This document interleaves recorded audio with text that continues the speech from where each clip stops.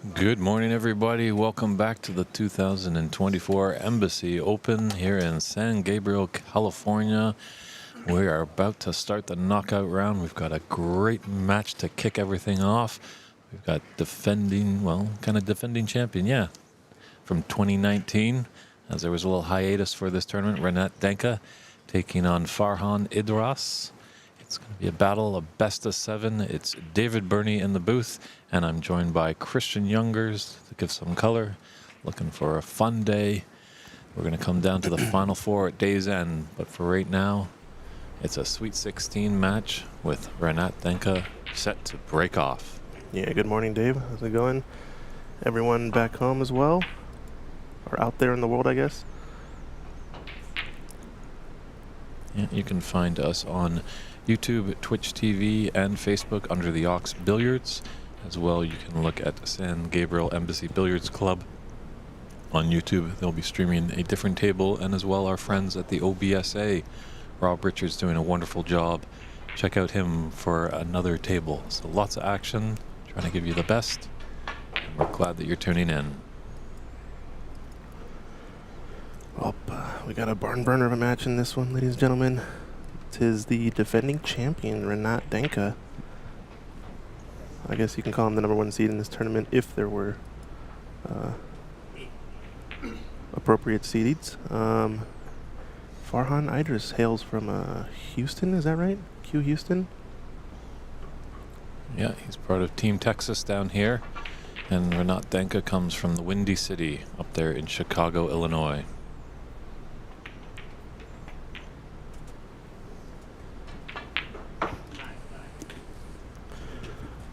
TK asking, did Sharon make the cut? Edward?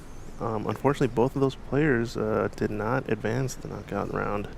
Bit of a controversy maybe, but I think the way the structure was set up initially, it was pretty difficult and a high standard. It was going to be the top 2 out of 8 in their group. So we did have a kind of a group of death, maybe 2 groups of death situation where some players were 6-1 in their group and got eliminated due to tiebreakers. So just shows you that every frame is important. Every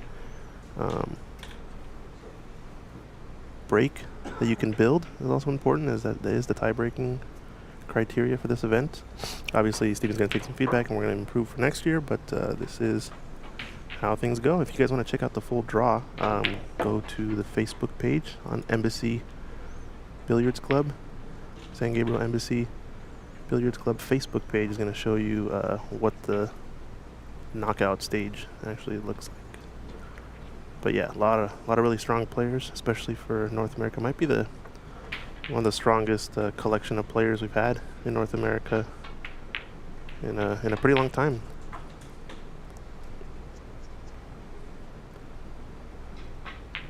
Farhan's first into the balls here. He's got the wrong side of the blue, so he's going to need a really good shot here. Otherwise, we're probably going to see end of break. No obvious loose red to play for other than the one on the top cushion.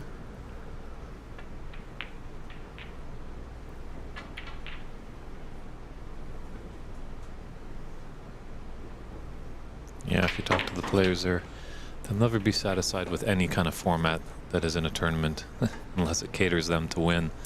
Yeah. So you got to know what you sign up for and agree with it. Sure, there always can be little tweaks that can be done. I think as Christian and I were talking last night, just what is the intentions of the tournament is what you want to do, and as long as you stick through the tournament at the beginning all the way till the end, you don't want to be messing around with format mid-tournament.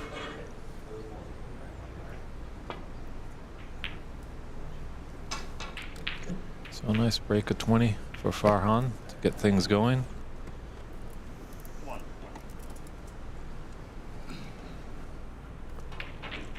He's left a mid-range red here for Renat. He's not refusing it.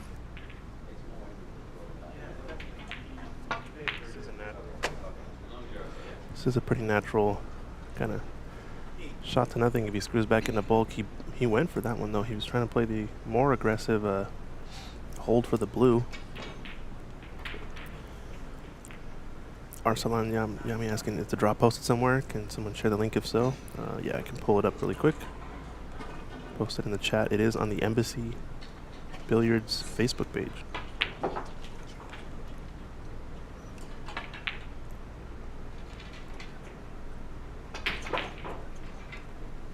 So we'll see how Farhan can capitalize on that mistake for or not. It's the first matches of the day, so everyone's still just waking up just a little bit. But Farhan definitely has his morning coffee working.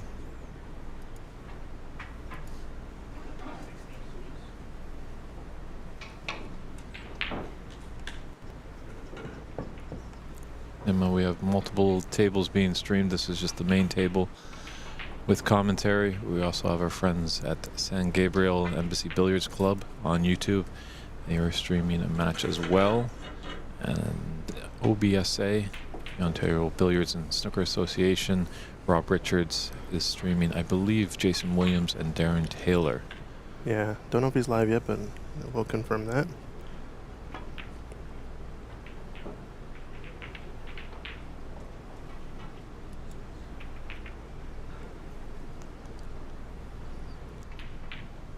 He's got a nice cue ball there. But the yellow hasn't come to his rescue, so a long red here for a knot.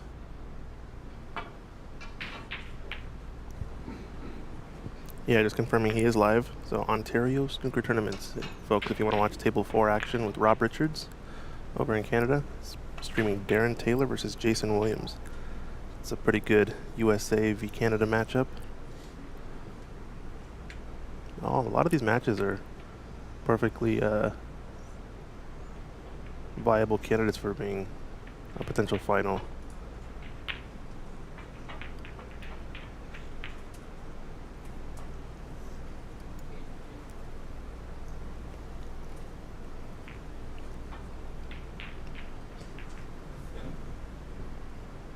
Yeah, definitely of all the 16 players, I wouldn't want to face any of them in a snooker match. Just really great quality here.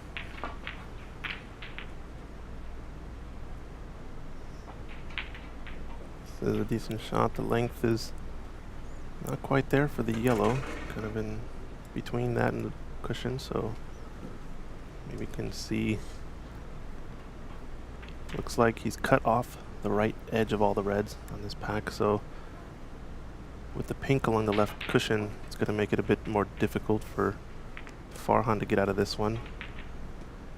Might be playing it uber thin, coming around the pink between the cushions.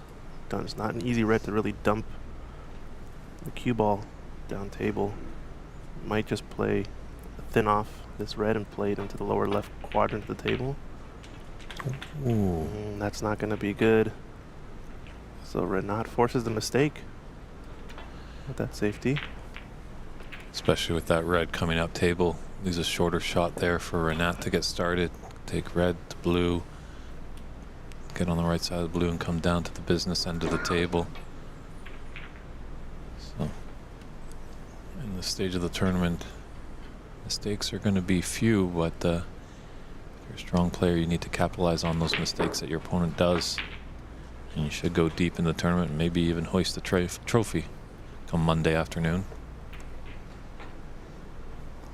But that just ran a little bit long. It's going to have to go in and out of bulk on this blue.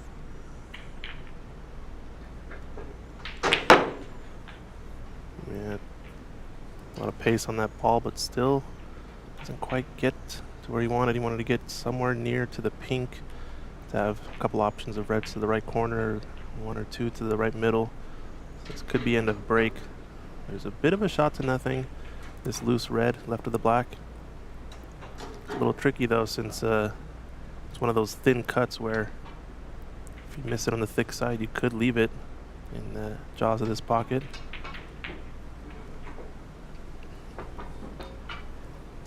Gonna have to work it with a bit the running side just to avoid any contact with the colors and play up near the yellow.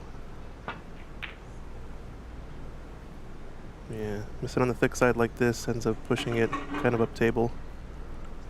If you overcut it is when you will leave it along the top cushion. So didn't capitalize too greatly on that in-off by Farhan. Renat did. So, yeah, definitely the players are going for a few more of their shots. You know, this is a longer form than they're used to in the round robin stage. It's a best of 7. You need to win 4 frames to put yourself into the quarterfinals. yeah, it's a bit. Oh, this is actually rolled over the middle pocket. Okay, this is a bit. Should be okay for Renat to play this safety. Yeah, looking behind that brown. Thought the red was a bit more up table. This looks like a decent line. Like it's just a bit too far, but still is taking the red away along the left cushions. I think the blue also has some coverage in the middle of the pack, so similar safety here. Try to get up in behind brown most likely.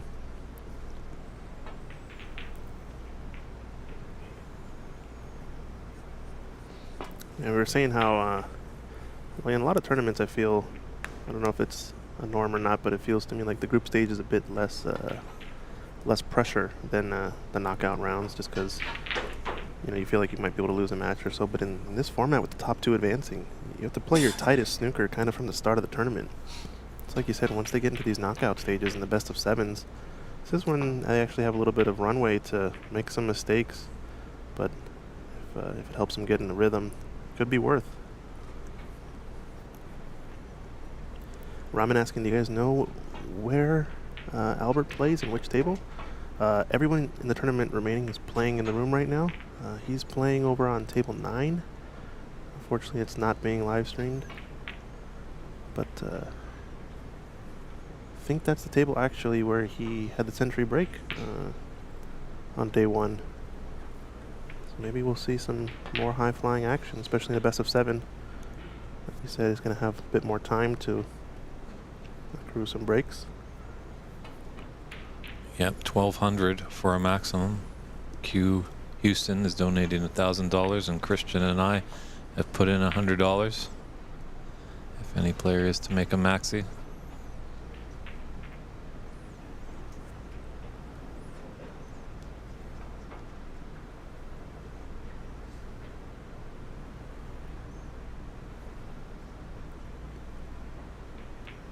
Interesting scenario. He's done the same thing again on the safety Renat. He's cut off the rightmost edge of the rightmost reds, which makes it difficult to just escape along the empty part of the table. So might be forcing a shot here from Farhan. Shot attempt. Stun over for the black. If it goes. Now played it with topspin to come back into bulk. This is the only red he could leave. He's okay.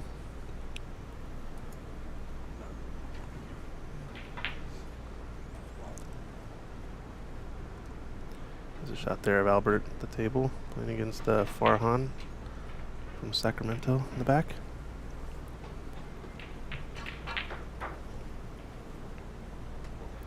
We'll do a little spotlight on each table, check out what matches look like.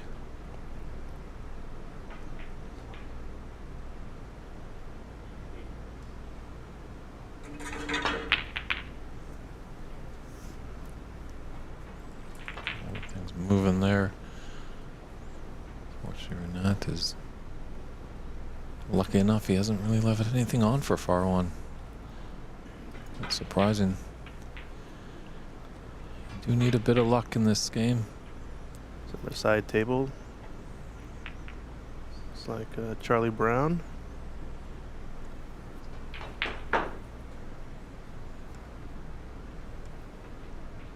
He's playing against Ahmed Mirza.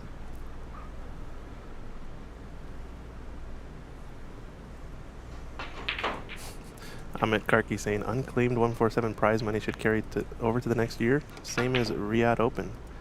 Yeah, that wouldn't be a bad shout actually. I'd have to check with my financial advisor on that one.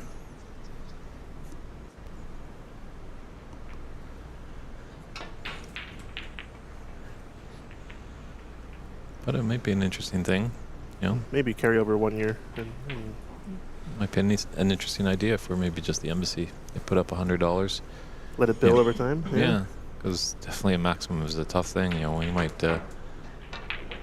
We have seen one in America. The first one did happen a few weeks ago. First ever recorded one. Recorded, yes. Yeah.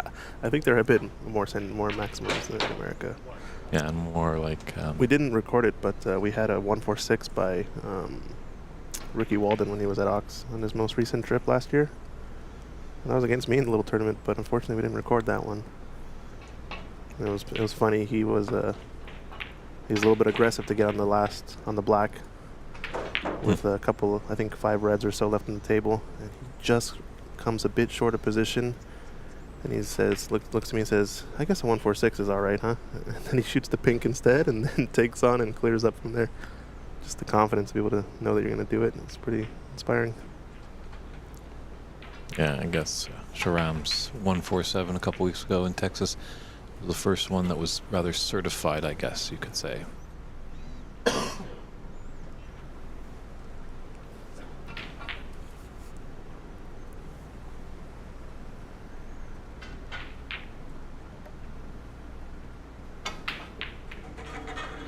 Good to know. Thanks, Amit. Karki, that's letting us know that Igor Figueiredo made a 146 in Houston. I believe at the first Pan Am Open Championships. That will be going on in a month's time in Montreal.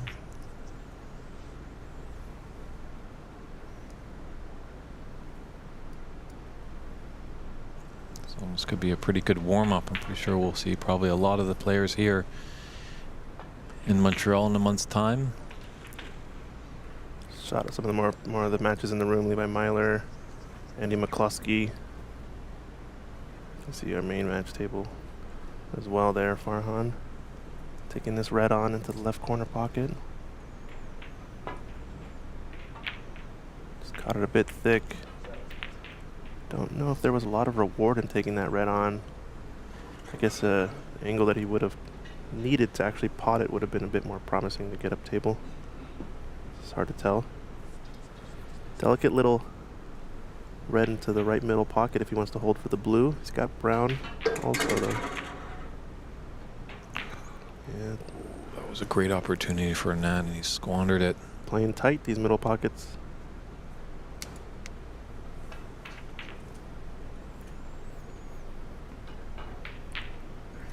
Yes, that is correct. Igor did win a tour card via the Pan Am. He actually won the seniors event last year in Rio de Janeiro and marched on to play in the World Seniors Championship in Sheffield this past spring and hoisted that trophy over there. So that's great for Brazilian snooker.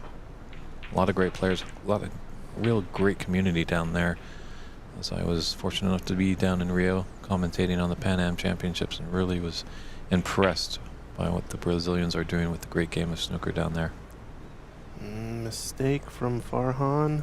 He's going to leave an easy starter now for Renat. If the black goes here, this could be dangerous. We're not known to be able to put on a big break. I think he did have a century on this table 1 year ago in the group stage for the U.S. National Tournament here hosted at Embassy. Did we get that one on video? I don't remember.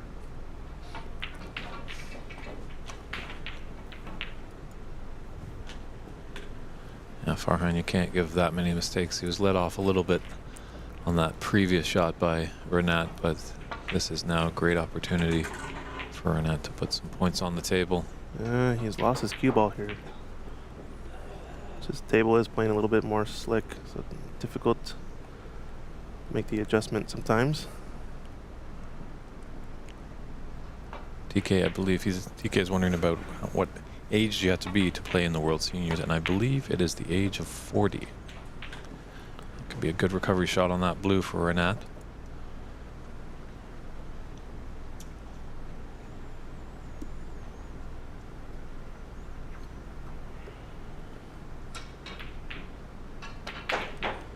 Yeah, the way he's playing this, it seems like the black doesn't actually go.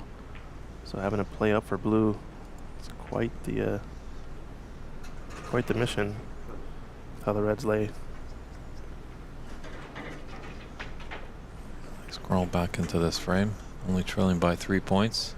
Yeah, from this vantage point, we're way across the room. I think definitely the black is blocked off by the red into that left corner pocket. So it's going to be a bit of a grind this frame until that black is opened up. It's going to take a couple of really good positional shots to get there, I think.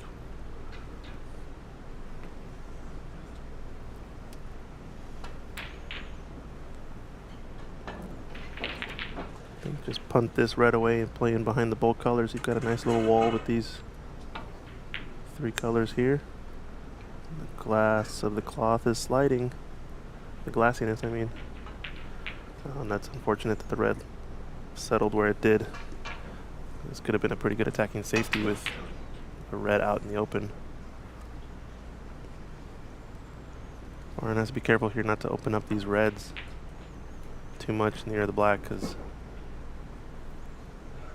everything's pretty locked up right now. I believe they're still playing with the 3 attempts, 4 putbacks in this stage of the tournament. So essentially you're allowed to call foul and a miss 3 times. And he's opened them up, but a bit more of an attacking shot since he does get his cue ball safe. Now it's game on.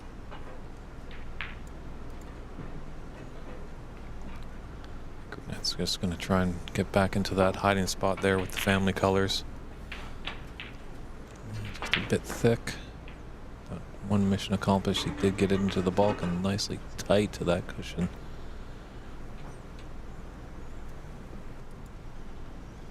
When it's tight on the cushion, you don't have a lot of the cue ball to work with. You're going down on the top of it. Always a chance of unwanted side that you can put on, so you got to focus on the shot.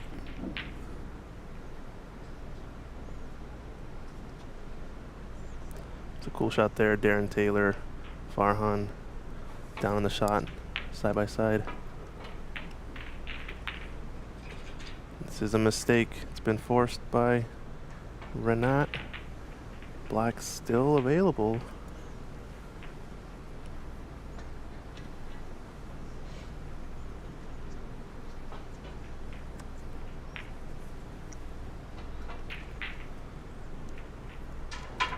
Yeah, the red does pot, I believe. The black has enough space to go as well. Problem is, this isn't the easiest of starters. You might be running into this black-red situation depending on which red he takes here.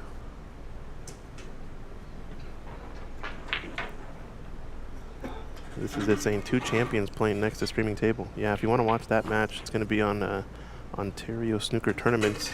Rob Richards is streaming that match remotely. We've got this one since it's the defending champion versus one of the Houston players in the area. Oh, fortunate there. Just blocks the pocket with the black.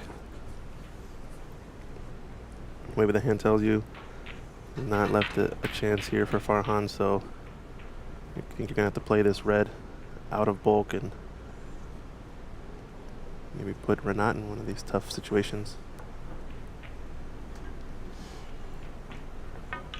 That space right between the green and brown along the top cushion is pretty darn tough because it forces you to go kind of a Z shot to get out of there. Although we saw that there was a gap between green and yellow, and he's played this one pretty well.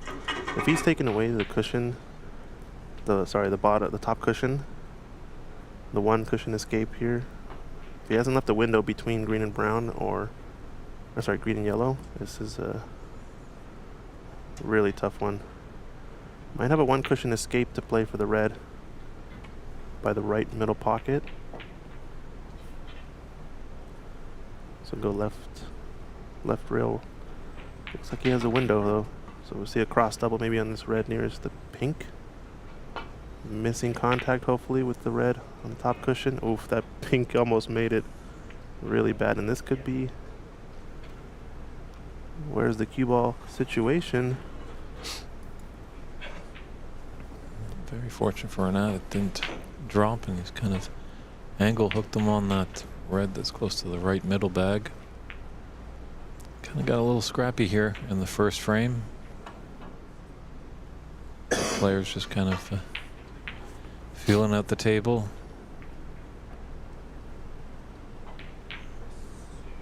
Someone asking, are other players playing their games as well? Yes, everyone in the room, every table is in action as we speak. Everyone's got a match. There's 8 tables all in one room. This is the top 16. So everyone's live. We've got a few streamed tables. We've got table 4. There's a shot of the room here. You see Stephen Wong on our closest table. Charlie Brown over there on the right, playing against Ahmed Mirza. A lot of action going on. Top 16. It's going to condense to 4 tables, the top 8. And then tomorrow we've got semis and final. Yeah, we're at Embassy Billiards here in San Gabriel, California. The doors are open, admission is free, so come on down and join us if you're in the neighborhood. Drinks are cool. It's a hot day in Southern California. The summer's coming to a close. It's Labor Day weekend.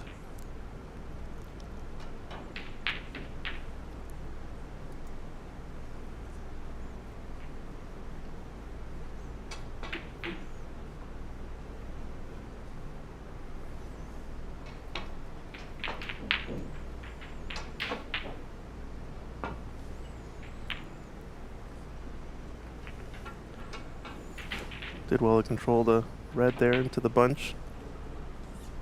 Might have left one potable though. Might be a shot to nothing if he can top this ball in and send it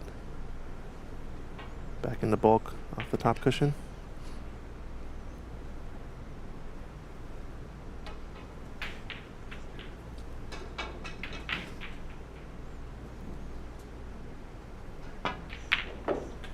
Oh, unfortunate though. Stunned it in and no reward for the pink. Black might be potable though. Very thin this shot. Gonna lose your cue ball as well. No real chance of scratching up into the left corner pocket, but might come down table and who knows what'll happen with any sort of strange cannons.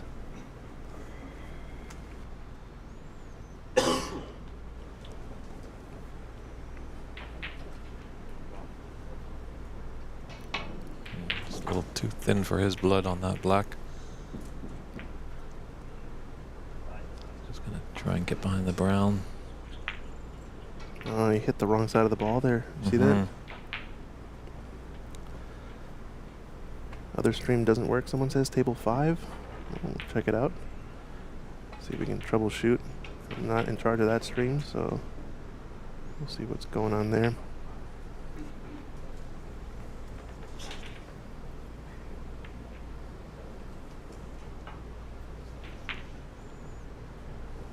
Yeah, looks like it's not live, so I'm going to go see if I can figure it out. I'll be right back, Dave. Okay. Thank you very much. He's a great technical producer. Gonna fix all the problems. Lots of cameras wheeling around here.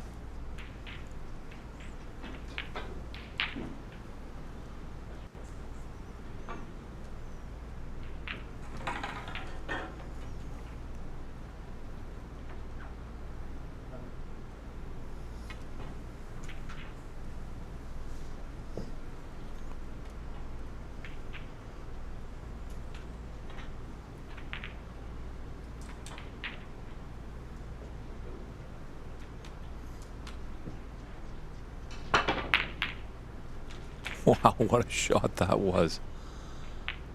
Amazing there by Renat. That might be the shot to just wake him up. I think he might just roll it behind the brown, but still. Just want to swerve and kind of come back, playing it safe, but unfortunately found the bottom of the pocket with a red. Mohammed, unfortunately, Charlie's game is not on the live stream. It's one of, we have probably 3 of the 8 tables being streamed this morning, so apologize for that, but hopefully if Charlie can win that and maybe he'll be on the TV table for the quarterfinals. Only time will tell.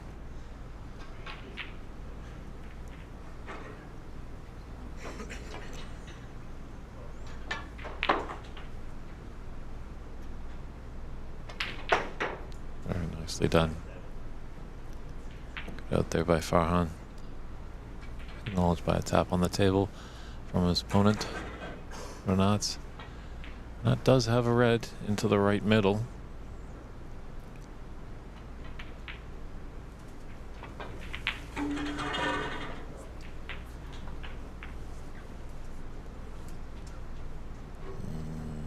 Just canned it into that yellow bit too much.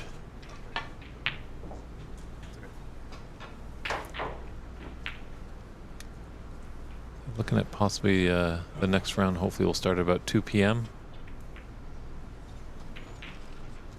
So leaving for Phoenix. Hopefully you can get in to town just in time. Hopefully traffic's all right. Should be light on a holiday weekend Sunday.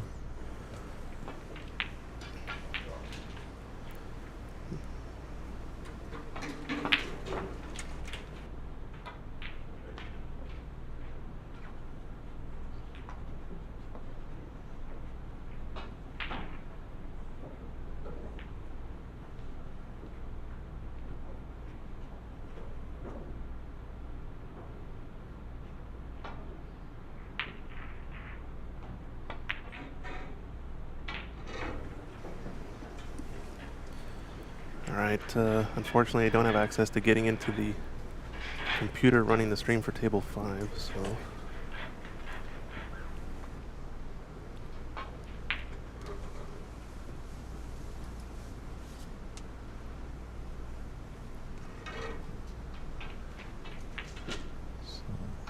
Fortunate miss there by Renat. Time to frame.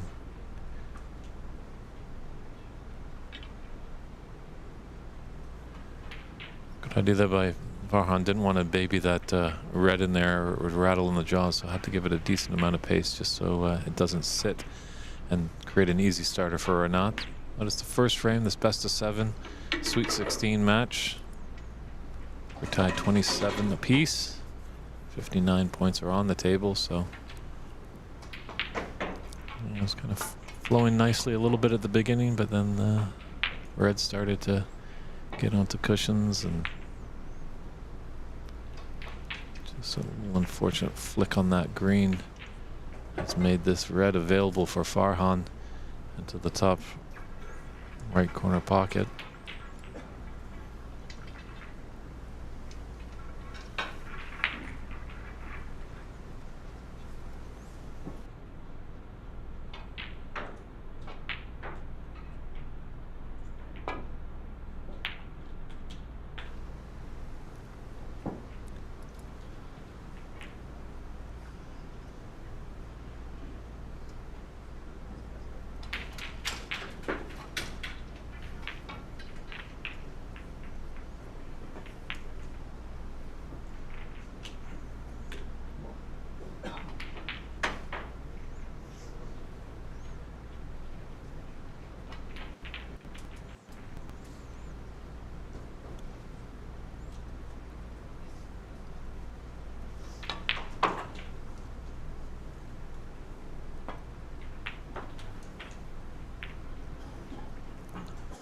Nice to pocket that black and develop that red.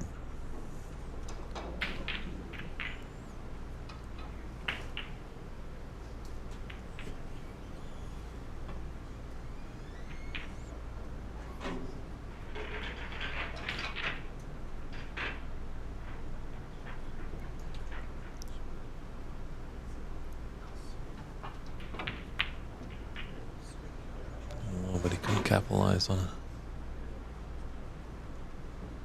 Great red that he developed, and this is going to be trouble here, I think, for Farhan.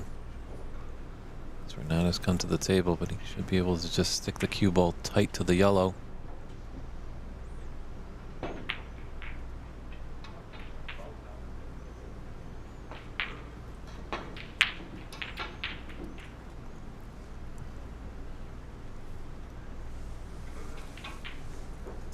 In this stage of the tournament, most of these players can get out of the snookers. It's just a matter of where they leave their reds and cue ball.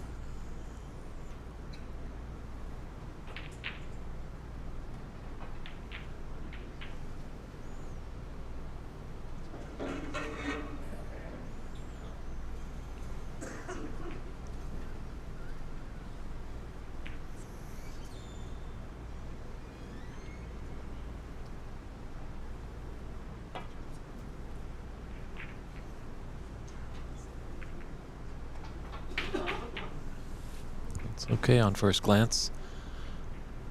No easy starter there for Renat. Does have a red into the green pocket.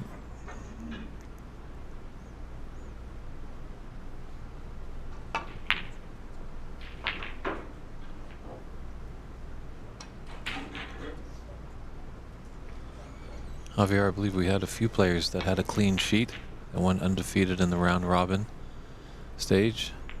I believe there are results on Embassy Billiards Facebook page. You should see some printouts. They've got some spreadsheets there of all the results of the group stage.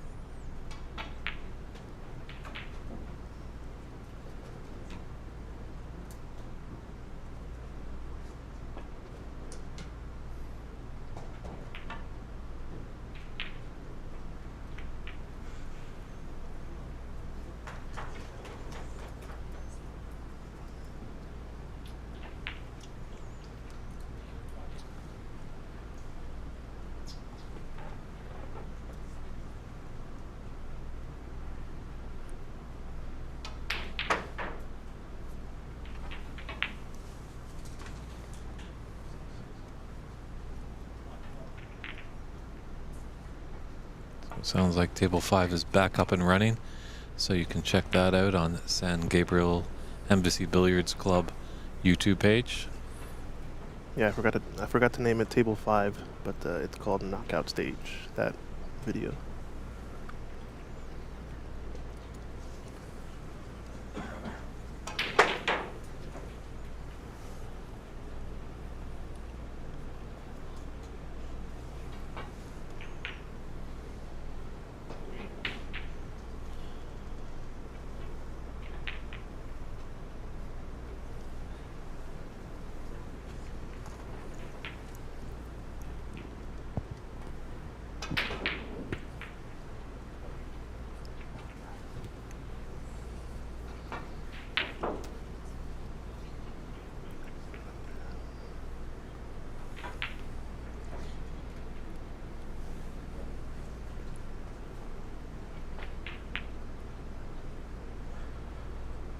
So this is a pretty close one still. Farhan looks like a little bit of a lead since I left and came back. Mohammed asking who's playing on table 5. Looks like Hassan and Chekyan Kwan. So Mr. Al-Sultani was the winner of the Q Tour stop, Q Tour Americas Q Tour stop held earlier this year. He was in a banger of a match last night against Edward Ling, which, thinking back on it now, I don't know if Edward realized that had he finished off the clearance in that high break of 61 that he had on the TV table, that's actually what would have put him into this stage of the tournament. So even though Edward did beat Hassan, forced a three-way tie amongst the top 3 players, and high break was what broke it. And Hassan had a 76? Or sorry, 79, and then Farhan had a 76. So those were the top 2 that advanced, with Edward only getting a 62. Just shows you how important the group stage is in this tournament. A lot of really good players, and seems like a pretty decent matchup as well. Like no one player to me stands out like they are just eons ahead and above everyone else. Seems like I can think of a handful of about 8 players or so that could easily be in the finals in this top 16. So it's a difficult field for sure. Yeah, if all the players in the room here, if you collected all the trophies, you probably need a conservatory to put them all in. Many skilled players at the table. It's unfortunate that they all can't be champs, but there only will be one to add to their resume. Renat Dan could do it again, but he's kind of in tough here. It's just the opening frame. It's early. Both players just struggling just a little bit to find some form.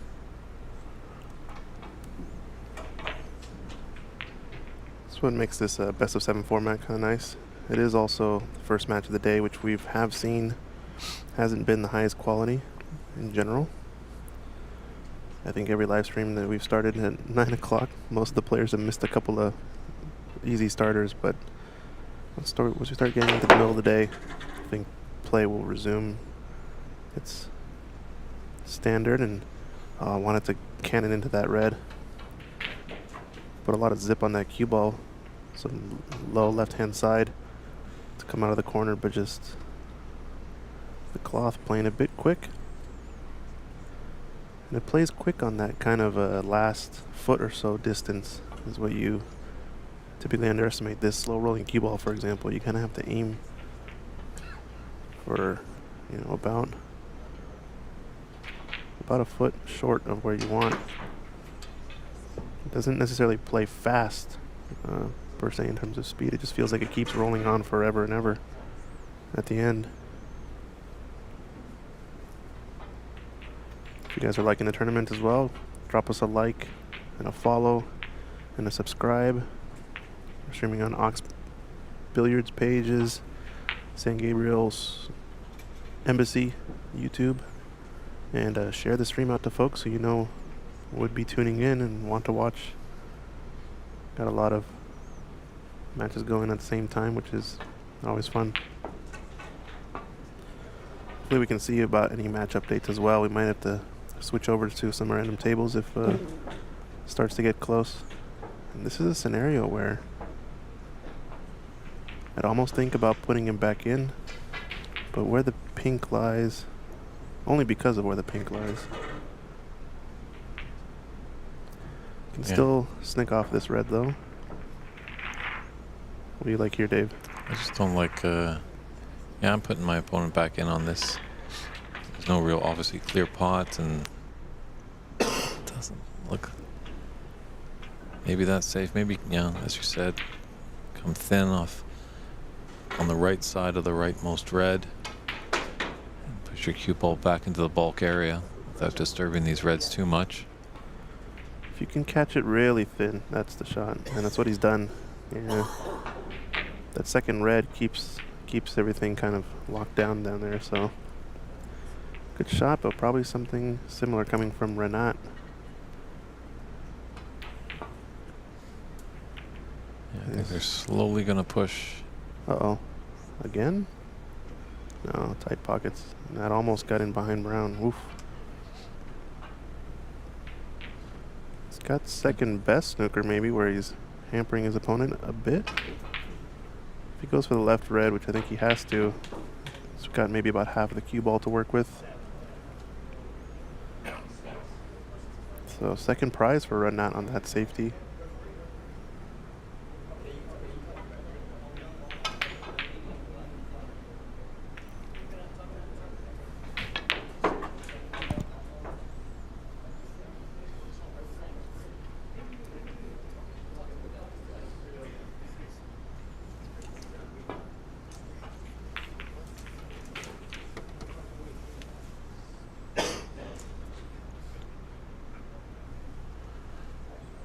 Nice response there by Farhan. Just wanted to put the pot the left side. So there's a little disagreement over on one of our tables. So Christian is going to step over and just do his best to resolve the problem.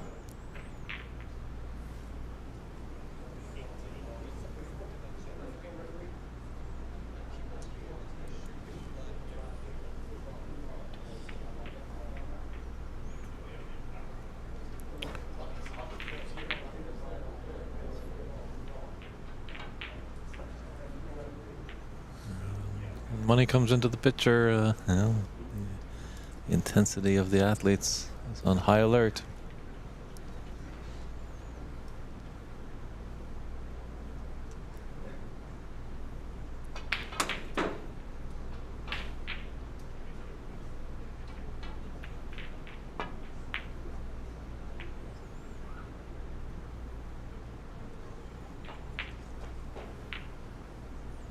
Then with an element of safe in there. I thought it might be a bit more free-flowing in the early stages here, but this one's kind of come to a grinding halt, really a slugfest right now.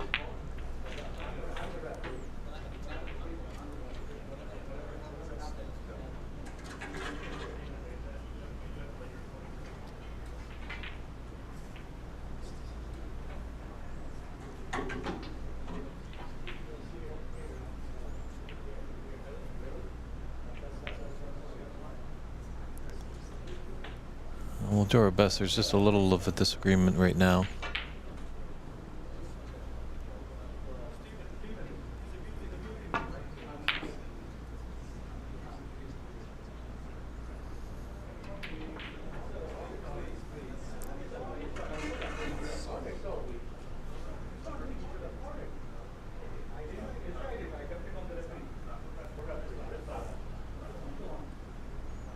Room is kind of stopping because it's a small room.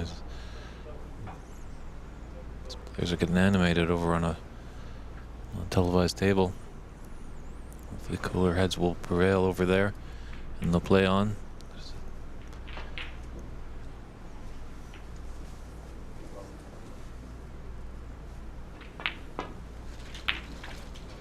Oh, great long pot there by Farhan. I don't know what TK they do to keep their focus. I think maybe some healthy meditation. Good call on the beta blockers. Unfortunately, that was the downfall for great Bill Werbernick, as it was a banned substance on the IOC. And snooker at that time was attending to the guidelines of the Olympics. Bill needed it to control the tremors in his back arm. Unfortunately, he's quite a talent. So we might have a little bit of a heads up from Christian when he comes back into the booth, just to see what has been happening over at the Ahmad and Charlie Brown table. As there was a heated battle over there of words, kind of stopping a lot of play on all the tables as everyone was curious of what was going on. That miss there. Christian, can you fill us in what was happening on your point of view on that match? Yeah, so essentially what was going on in that table was, I believe Charlie Brown, his opponent had a foul, and he came to the table after the foul, and his opponent had left a free ball. So instead of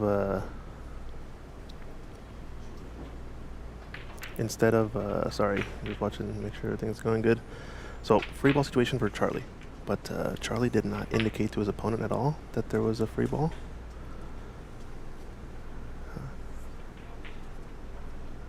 Yeah, you have to say it. Yeah. Stephen just confirming to me that whenever there's a free ball situation, you have to indicate to your opponent or the referee, and you have to say, hey, it's a free ball, and hey, I'm electing this color as my free ball. So I think the miscommunication there was that Charlie had a free ball situation. It seemed obvious to him, and he simply went up, shot towards the black, and rolled up and tapped it without saying anything or indicating anything to his opponent. So in most rules, I think Stephen made the call that you do have to have at least some indication that it's either a free ball situation or the color you're choosing as your free ball. And since neither were done, it was a foul 7. And that's where the situation sort of ended. But a lot at stake in this tournament, so obviously players are being pretty competitive and pretty heated. Just think also for Charlie, sometimes it can help him fire him up a situation like this, but also can be his downfall at times. You never know. I've seen both sides of the coin. I think he's got to stick with it and move on. I think he's still leading in this frame, so if he manages to pull off the frame win, I don't think it'll be that big of an impact in the overall match. We'll keep an eye on it just to make sure things are going all right. Yeah, definitely. Obviously, when we have referees at the table, they will nominate if it is a free ball. Also, touching ball rulings come into play. So always just probably good to good habit of just announcing things when they are. If they're free ball or touching ball, just getting the good habit of that. Yeah, it always is the rule when a ref is present and when a ref is not present, really. Since some folks asking, you know, I mean, the free ball, even sometimes playing a color with two of them are close. Yeah, you always want to err outside of caution of, hey, it's not, if this can be misconstrued in any way as not obvious, it's not worth it to just not call it. Javier Valenzuela asking, so what happens in that situation? What are the options for the opponent since he's hooked behind the black? So in a situation when you don't call the free ball and you simply punt at a red or at a color, not intending to go for the ball that's on, then I believe it's a foul 7. In this case, it definitely was a foul 7 since he hit the black in the foul. And then balls stay where they lie, and your opponent has the choice. So opponent can just put you back in after you laid your own free ball snooker, which is pretty rough and can cause a swing and things. But looking at the score, I think Charlie leads by 7 or so points, 12, 19, yeah. It's like 72 to 79 over there, so we'll keep an eye on it. Yeah, back here on our feature table, Renat made a very uncharacteristic miss there. Farhan really can take this on and take this first frame.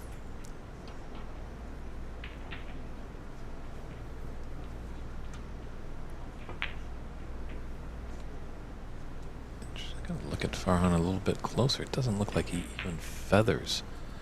For a split second there, I thought our stream might have frozen, but did see some, you know, players walking in the background. Very, very still. We are getting a little bit of stutter, it looks like, so we're not perfectly clean 60 frames at all times, but you're right, Farhan does have this kind of quick transition.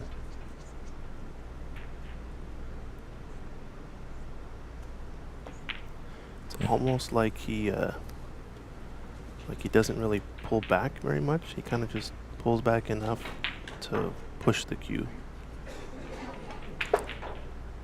Yeah, just small, but many. He's almost like up in 7 or 8 small little feathers and then executes. Got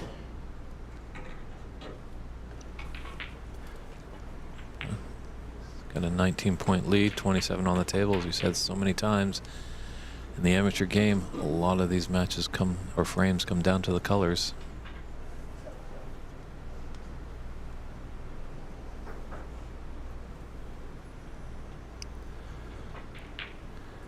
Yeah, with this situation over on the Charlie Brown Ahmad table, it's tough to kind of really formulate an opinion for us because we're not focused on that table. And most of the time when there's not referees and in the amateur game, we come to the table after the incident happened. So yeah, this is the side table we're talking about here, so it's getting close, that frame. Javier asking a really good question. So in Charlie Brown's opponent situation, the strategy would be to call free ball and barely bump the 7 again, right? He has that option, yes. I think it just depends. Since how the free ball situation ended from Charlie, since that left a snooker already, he decided to just put his opponent back in since he was already snookered. But yes, you are correct where if Charlie fouls in that situation, not electing the free ball, and if another free ball yet is on, he can choose to lay a different type of snooker. But I think the situation was that snooker was already laid as a result of the non-called free ball, and therefore play again to his opponent. Now it looks like he's at the table trying to clear up blue, pink, and black.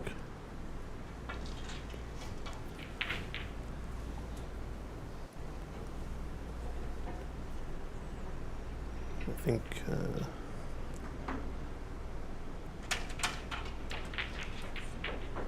yeah, our TV table's kind of one of the slower ones. It looks like everyone else is getting into their second frame. So loss in that frame from Charlie might be the fire he needs to take over this match. We'll see. He's got to double with an element of safety. Take the double into the right middle. And put his cue ball off 1 or 2 cushions near the blue. Green's not on. No, it is pretty close to the cushion, so it's a bit of an insurance, I think.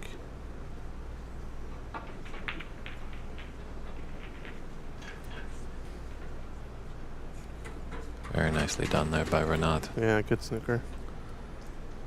And he's blocked off the 1 cushion escape, I think, down the left side of the table, so might have to see the long escape down to the top cushion by the black and back up, which is a lot tougher to judge, this sort of full table kick escape. No, it looks like he does have it, so I guess cloth slide does help him in the situation where he goes around the blue and along the left side, but changing his mind. Looks like he's going to go 2 cushions at this. Try to maybe push the yellow towards the traffic that's up table. Maybe good things can happen. Oh no. I'm surprised at that shot. It looked like he was always over kicking it from the start. And I think he tried to check it up maybe.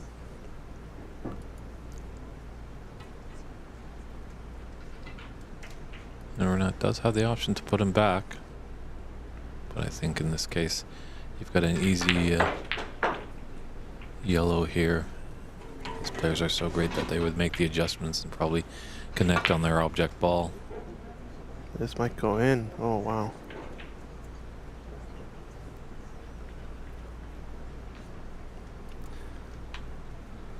Okay, so I wasn't quite fully paying attention, but that looks like it was Snooker's required for Renat, and now he has enough points to catch up. Is that right?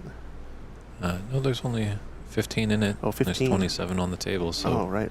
no snookers required. Okay, just like his chances at pawning that. Watch the double kiss here. Needs to work that cue ball with a bit of running side to avoid the double kiss. Typically you see that when the balls are lined up very close to the pocket. So if yellow and cue ball are lined up to that left corner pocket, you're going to have to work your cue ball with some side to avoid the double kiss. It's an angle like this where it's very natural to avoid the double kiss, the cross double, but let's go in for this one. Let's see the shot. Stretched out. Oh, what a pot.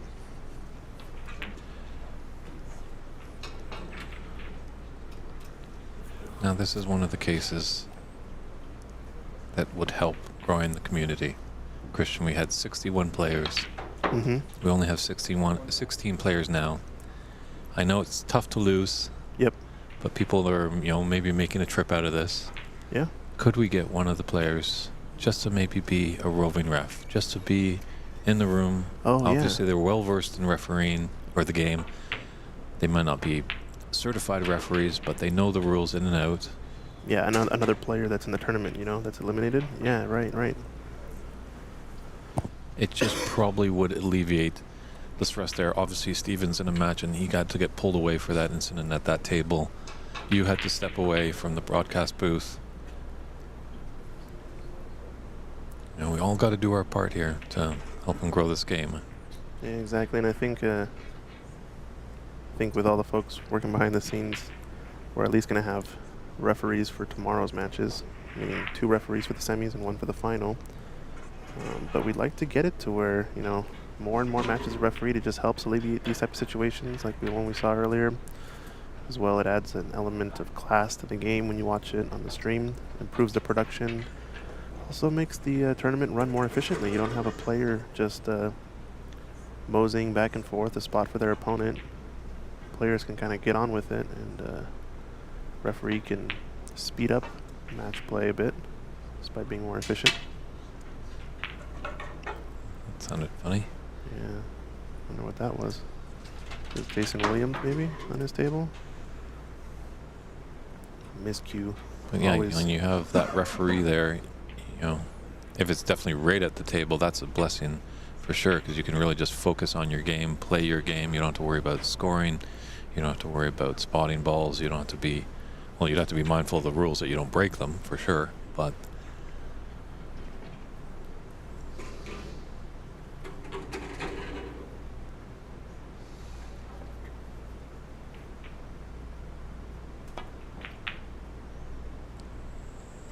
Just too thin, but might be fortunate enough to get behind the brown. I don't think so.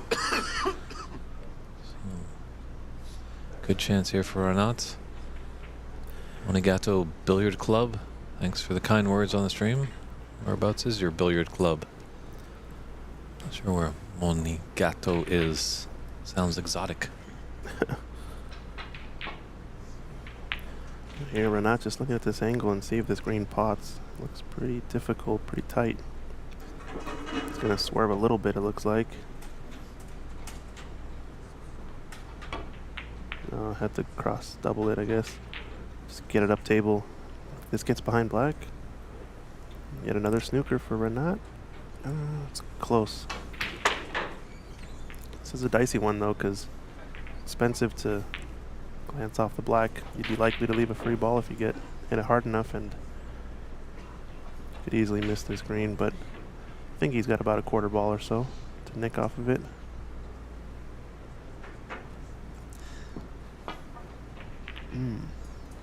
It's gonna hit the jaws, and that's a mistake from Farhan. These are tricky. He's gonna have to use the rest, but yeah. Unfortunate to catch that upper jaw. That's literally the only place on the table you don't want to go. You'd prefer taking the in off, actually, as opposed to that. Doesn't leave your opponent in. Oh, nice. We got Mike watching from Chicago. Plays out of Tom Tan's place in Chicago. I think Tom Tan's doing his own live stream, it looks like, sometimes. It's pretty cool. Yeah, have they had the U.S. Tour stop in Chicago? Has that happened? I think they did. I think that was in August. I don't know if it ended up happening or the date has passed, at least, for when it was scheduled.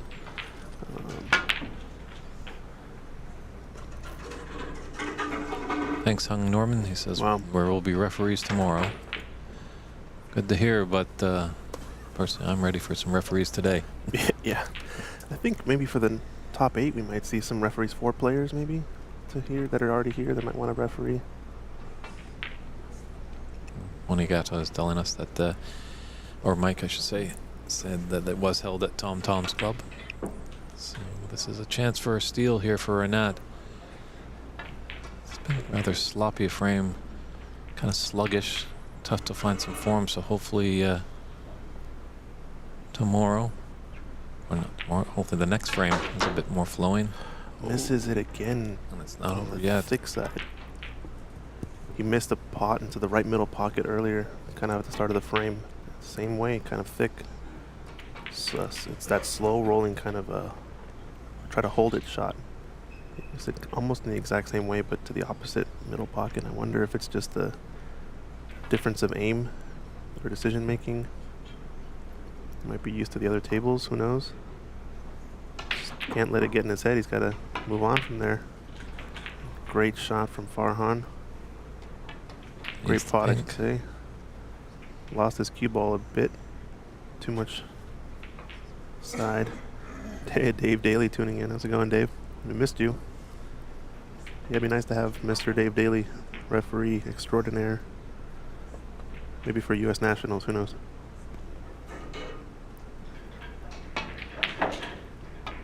Wow, big pot on TV table 4 from Darren Taylor. As I see across the room. If you guys want to check out that match, Darren Taylor playing Jason Williams. Defending U.S. national champion, previous Canadian champion, playing each other. It's another barn burner of a match. That miss, Renat lives to see another day. Oh, he's hit this too hard. Wants the black to help him out. So hand on the table, long pot attempt coming up for Farhan. Can't back away from this one. This is for frame to get one on the defending champion, Renat Denka. Yeah, frame run, you got to take it on. 3-3, best of 7, and you might have some other thoughts. Decided to stun it. I think in that scenario, you're just choosing your preference in terms of what makes you the most accurate. No sense in playing shape for the black since that's your frame ball, and just pot it in the way in which you're most comfortable. That's what I say. That controls the cue ball. Good enough. This is a chance, though. The angle he's got here, once again, he's shooting this kind of off-angle shot into the middle pocket, which he just missed.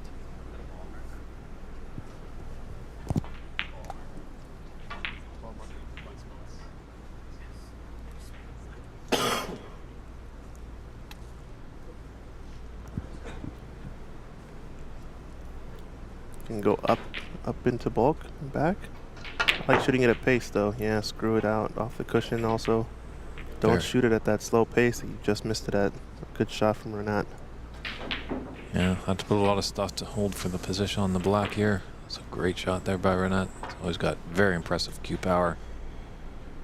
And this is the shot to steal the frame. He did just finish potting a nice green here earlier. Similar shot to what he has now. This was a bit more difficult for sure.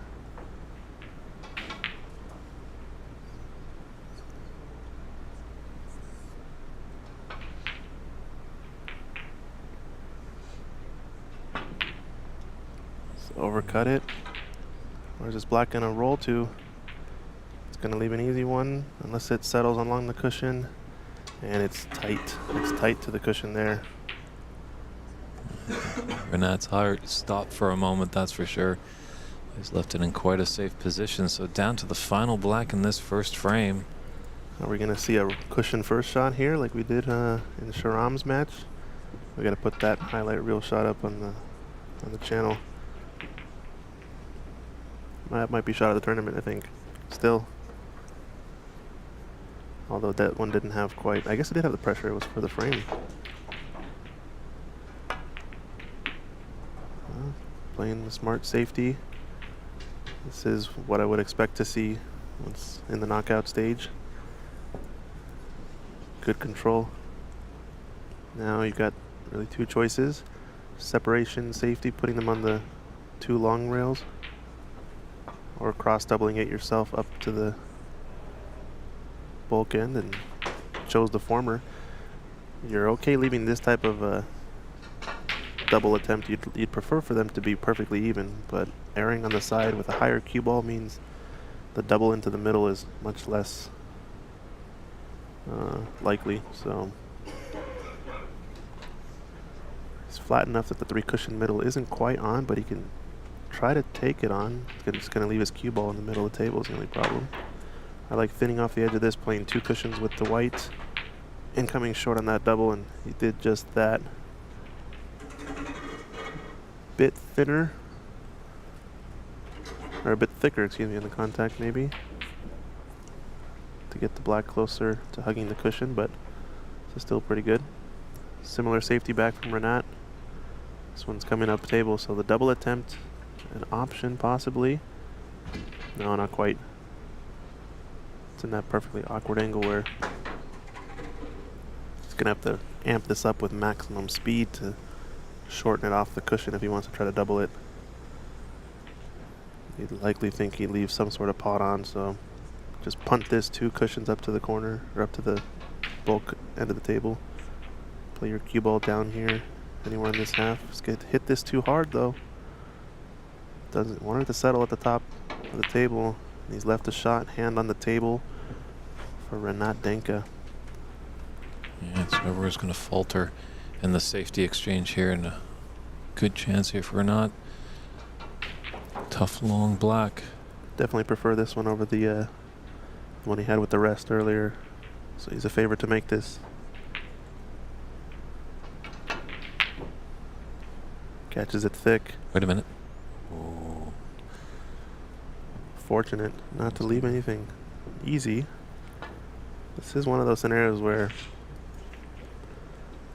sort of the overcut is a good miss to have, but this one a bit too thin, I think, to leave it safe. Might just cross double this down to the top cushion. Yeah, speed's been pretty good on that shot for Farhan. He's left this one tighter to the left long rail, which is second prize. And rinse and repeat. Another safety from Renat. Separation on the two long rails. Or do we see a cross double from him instead this time? This has a double opportunity now.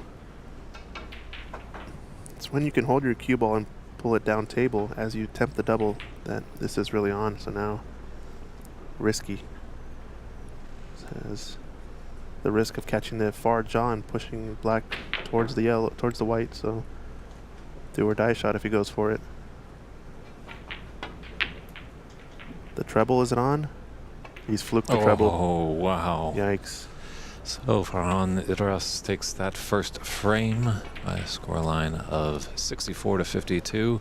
We'll just step aside for a short break and come back with frame 2, an hour-long frame there. That was a battle. We'll hopefully see a little bit more swift movement in the second frame when we conclude or come back at this 2024 Embassy Open in San Gabriel, California.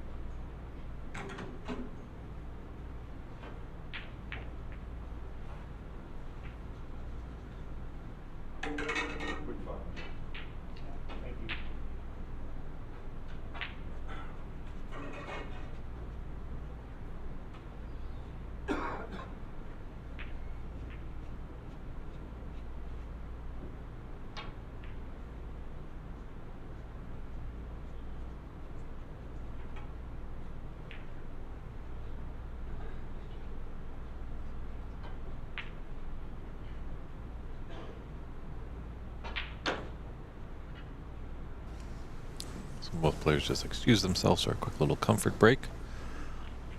And let's come back and we'll just get the table set up. There's our reigning U.S. champion right there, Darren Taylor, on the right side of your screen, battling against the 2023 Canadian champion, Jason Williams. Here's some pictures of the great room here at Embassy Billiards in San Gabriel, California. The site of last year's U.S. National Championship and the site of this year's U.S. National Championship that will be running from November 22nd to 25th. But this weekend we're enjoying our company here at the Embassy Open. Yes, indeed. Someone asking what's the frame score update on Charlie's game. Believe they are on 1-0. I think Charlie lost that first frame, so you imagine he'd be pretty heated. I think we're just getting the player back in to start the next frame. We're not, I think a bit of a miscommunication, but not allowing smoke breaks for this one, so. No, I think it was outlined. I believe I did chat with Stephen just before we got going today, asked him if there was going to be a mid-session interval.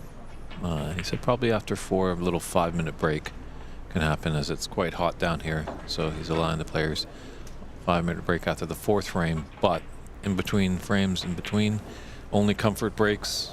There's a lot of matches to get on, so we got to keep moving, keep the show going. And there's the shot. Ready to rock and roll here, I think. As Farhan's back in the room. Yeah, don't want to be... Sometimes, some tournaments, if people are found out doing that, that's a frame penalty. Yeah. But it has been communicated and we're off to the races. And yeah, just a shout out to all of our sponsors here. A lot of billiards clubs represented in this event. We're coming live to you, Ox Promotions. Showing you some good live streaming quality, hopefully. I think this Hilton is where all the players, some of the players are staying at. Tasty Choice, a neighboring restaurant, shares a parking lot with Embassy. Top 16 action. Main TV table, ready to go. Frame 2. Farhan to get us going with the breakoff shots. Let's see how Renat can respond to that. So what do we learn after our first frame here? Any tendencies? You know, there was a couple of big missed pots into the middles from Renat. He's got to shake those off. It's not looking as high powered as he normally is.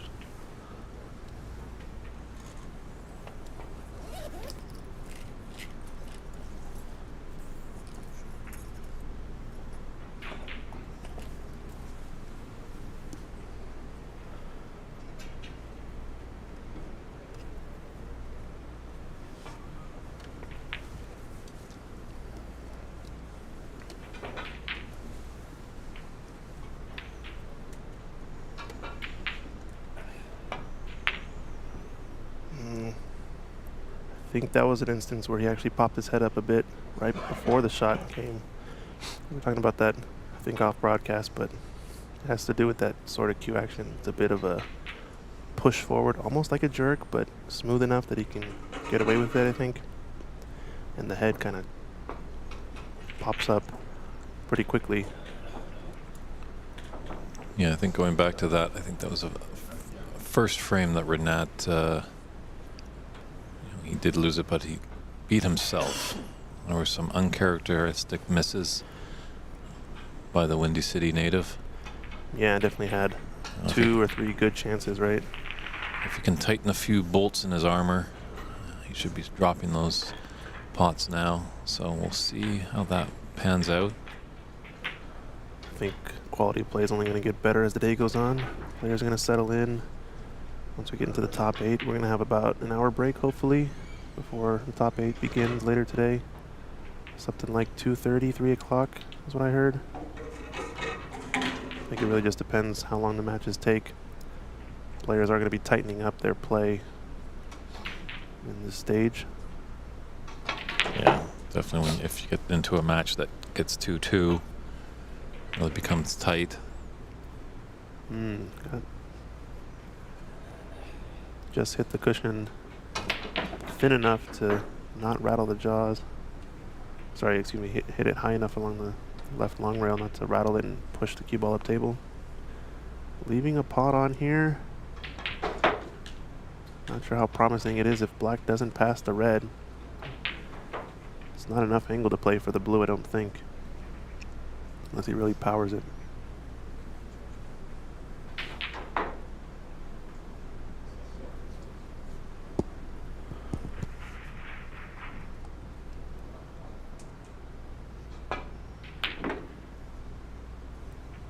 Little angle on that. So brought him up table or the shot to nothing. Its intention obviously was bring his cue ball up to bulk.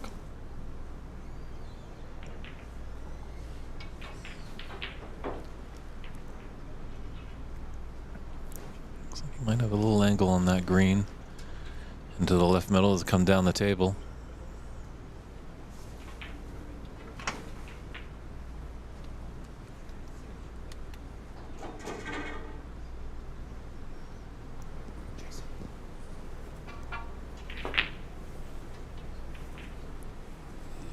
What his thought was. Well, now this is an opportunity that Renat needs to capitalize on. He wasn't able to do that in the first frame.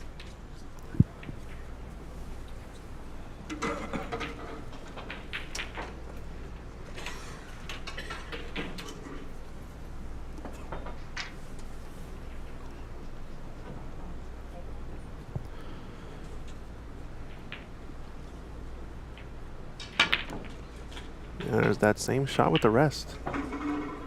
He's had that attempt 3 times now. 3 times the charm. Yeah, 3rd time's a charm. He made the first one. It's very similar to the green that we talked about earlier. Just hit it with a low outside ball and zipping it in. It's the black that was overcut because he didn't shoot it in this fashion, I think. Shooting it this way does make the pocket play a little bit bigger. That outside spin. Helping to cut the ball cleaner. Some people don't believe in spin transfer, but I think I do, where it helps give the object ball running side to get eaten up by the pocket.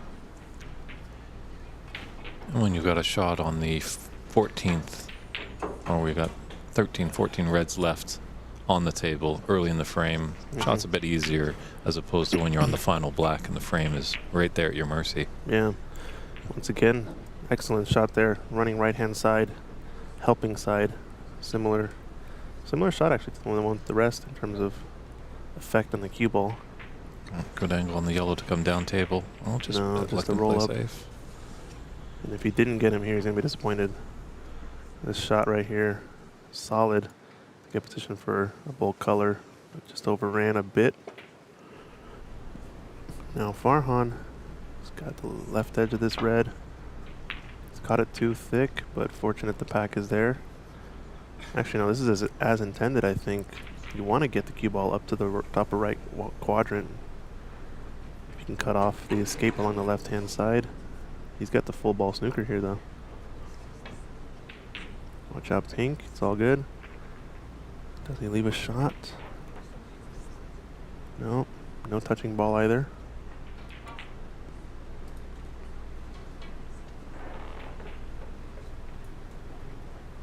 Yeah, it's a fun little game there. You know, when you lose a frame, your backup is against it. You come out playing quite strong. So that's found a little gear. Hopefully, you can continue that.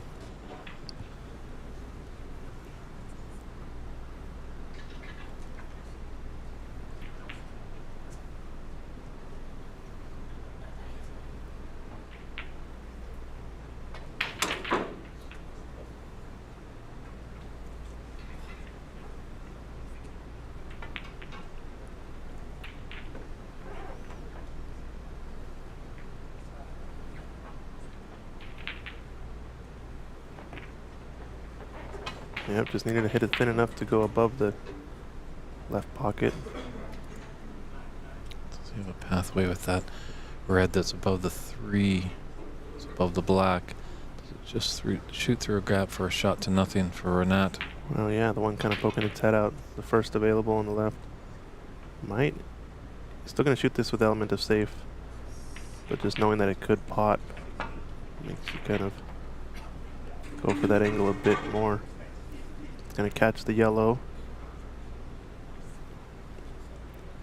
This is not bad if he's taken away the left most red. Makes it so that Farhan does have to go pretty thin on the contact on the right side of the table.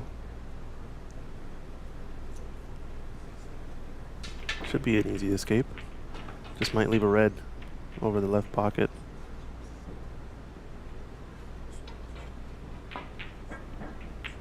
Playing this red, which, and once again, unlucky and catches the jaw. So strong safety play from Renat to force mistakes here.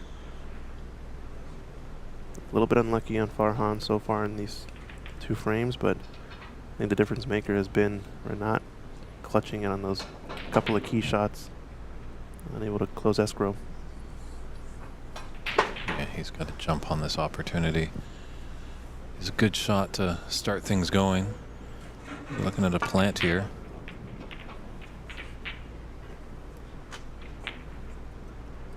With an element safe as he got his cue ball up into bulk, but it just came out as this is a very quick table, probably the quickest of all here at Embassy Billiards.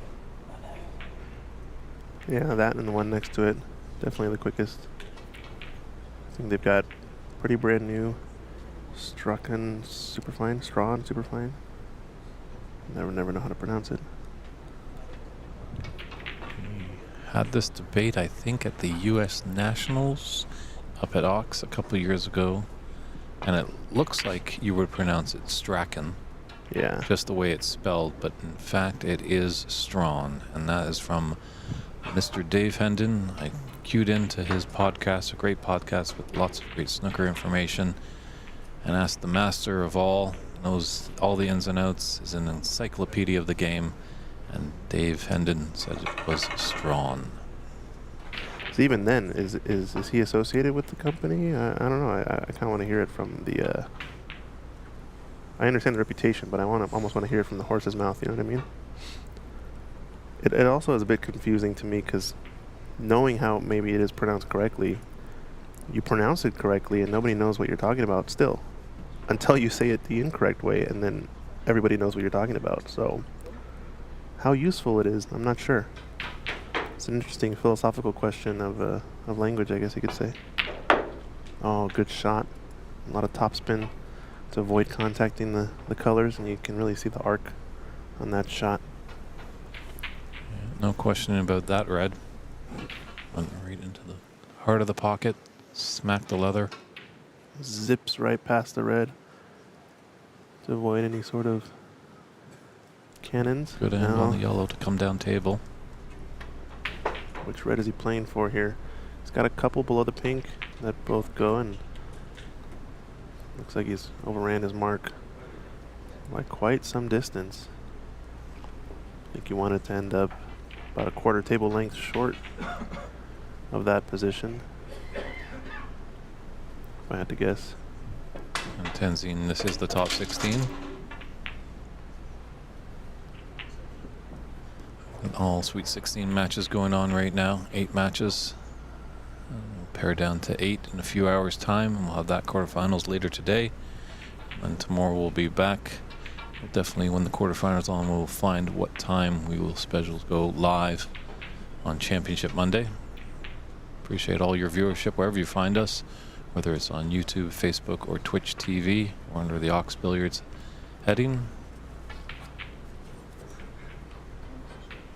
Not bad here from Renat, but there's an escape up table. If that red had poked its head up to the blue spot, it would have been a lot more dangerous, but did well to control the white and keep it touching on the top cushion. And this is going to go once again too far, so Farhan needing to make a bit of an adjustment on the speed of the table here.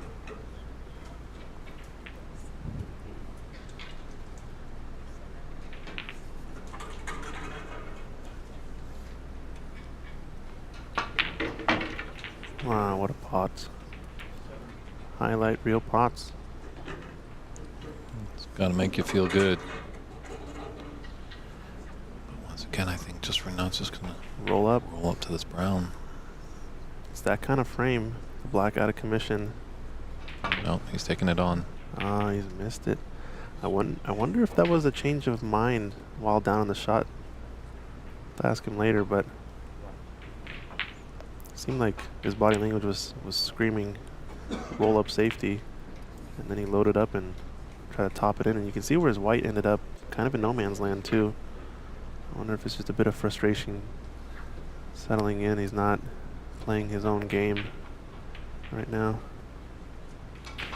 Yeah, he's just not able to find some form. Renat, a very strong break builder, and just really hasn't connected yet. But I think that car will tune up soon enough. So Farhan's just got to keep punishing Renat when he makes those mistakes.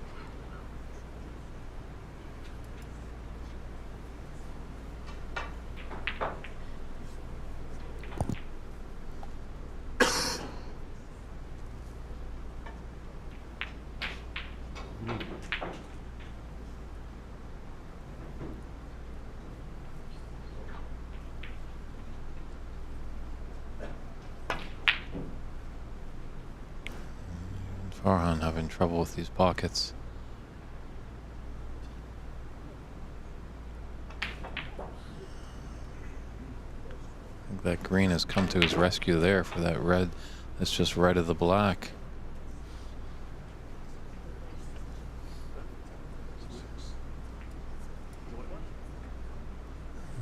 The snooker gods always are looking down. Sometimes you might feel that your opponent be getting all the luck, but things can turn around. Match update here. Our first player is on to the round of 8.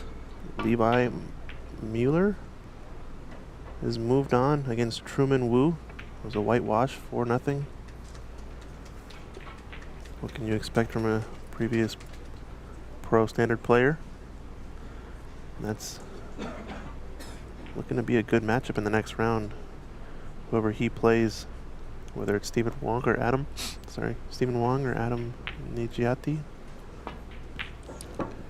Yeah, Levi was it last year or a couple years ago, played in the 900 over in England. An interesting philosophy by Jason Francis, that it's 900 seconds for each frame. Kind of a variation on the shootout.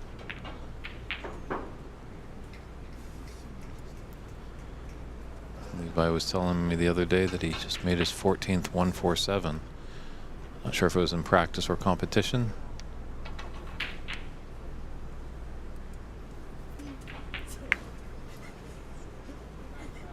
As we've seen, 147 definitely is a big feat. But I think Sharam would have given up his 147 a couple weeks ago to have a spot here in the knockout phase, as unfortunately he got knocked out in the round robin. Ooh, too thin on that contact. He's going to lose his white here. Hand on the table. And Renat really just needs to get the engine started. It seems like I think both players know what he's capable of. We're seeing a pretty tight game from Farhan, so it's making it difficult. Yeah, black's available to both corner pockets. Another miss you wouldn't expect to see. No, he's got to be screaming inside there. He's just getting just maybe a fine little adjustment. Hopefully those balls will start finding the bottom of the pocket, but right now it's been tough for Renat.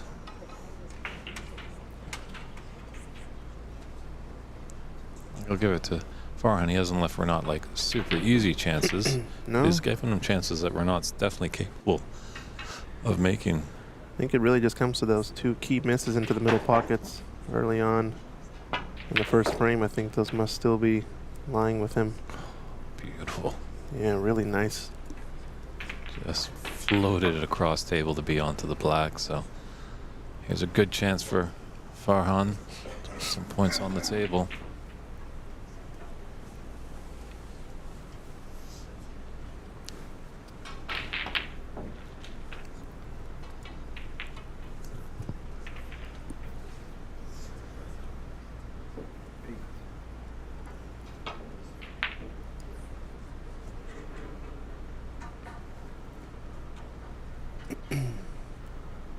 Stun run through here. Any angle on the black is fine. Prefer for it to be a low angle, I think, since this red is a bit in the way of sort of two cushion positions. Might be able to go two cushions with a bit of screw. Play for the red above the pink to right middle next. If he gets high enough, he definitely has the option of the red of the 4 on the bottom going to the right corner next. So looks like he's playing this with a top ball, and not a lot of reds going to the left part of the table, I don't think. Not sure what he's thinking here. Could also play the cannon full into the red or half ball into the red on the top cushion, but it's pretty risky, that shot. You're dealing with the black respotting. So interesting decision on the previous shot to get this angle on the black, because he could have gotten, he had an option to get few different positions as well.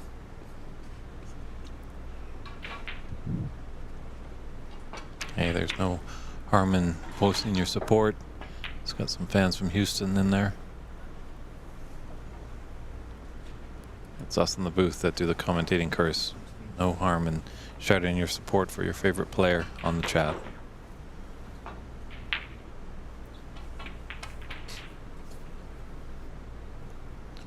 Good red to keep this break going. This is tricky,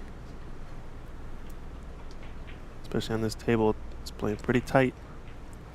Cat the jaws, and that's no good. So is this the opening Renat needs? It was a dicey situation. I feel like I would have still thought about the screw shot. You know, you put yourself in a weirder distant situation. You're dealing with the loose reds a little bit more.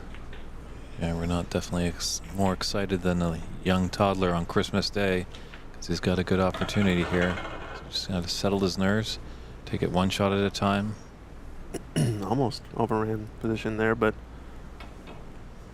Just making the adjustment. He's looking at up here whether he wants to play green or blue maybe later in the frame. He's got options off of this shot to screw back. Play either the two reds I mentioned earlier. The one above the pink to right middle. Lowest one to right corner. You can play the top red as well to the lower left if you want to screw all the way back. This looks like it's going to go too far though. Yeah, Mike from Chicago. Unfortunately, Sharam did not make it into the round of 16. So just goes to show you, a 147 is only one frame. Yep. Impressive to do, for sure. Not discrediting it at all. But 147 does not win a match in a best of 3 or best of 7 that we have right now in the Sweet 16 phase.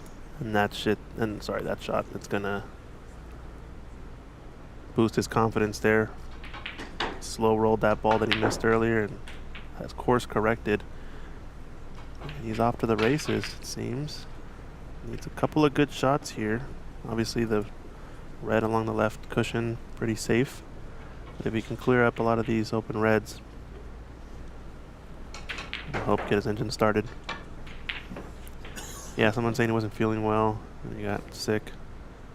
So unfortunate that was the case. He was playing pretty strong in some of the matches we saw, but I think he still has Sharam has the highlight shot of the tournament though, that thinly cut black down the cushion. That's interesting. When you mention about illness and stuff like that, obviously it's not great. If you're feeling a little off, it's always tough. But our good friend, the great Cliff Thorburn, always said everybody can win when they have their A game. Yeah. I'm more interested what player can win when they have their B game. Ah, that's a good quote. I like it. You have to think everybody's B game shows up at some point in the tournament. There's no one who plays at their best at all times. It's usually the Z game for me that shows up. Or is it Z in America? No, it's Z. It's Z. Don't you worry about that. There's no Zs here. But yeah. there's no U in color. Yeah. But it's like you said, B game is what really gets you through the knockout stage, gets you through in those weird tournaments, weird matches you're supposed to win. And speaking of frames you're supposed to win, wow. I think Renat's just playing maybe a bit slower pace than what he's comfortable with. Maybe a bit overthinking happening. I'm not sure. He's definitely got some pressure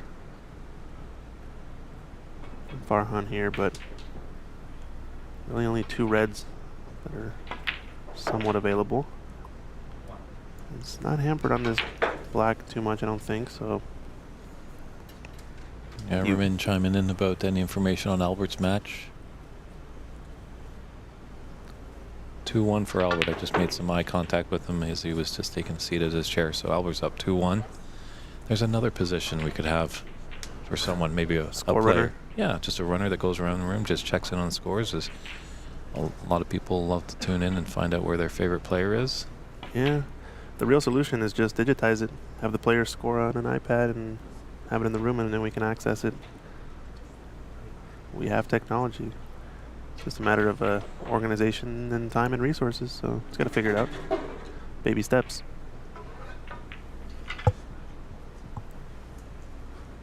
This is the last red he really has to go for. The one along the cushion above it is much more difficult.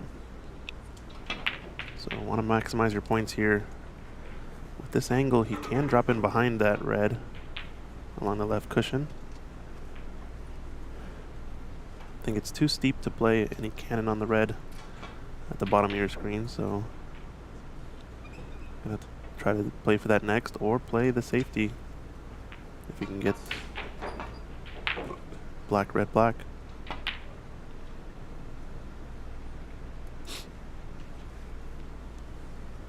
Shot's tricky here. He is right-handed, so he might be able to stretch for it, but I think the rest is what's going to make it more difficult. Don't know how strong Farhan's rest game is. You know, Renat can pot some balls.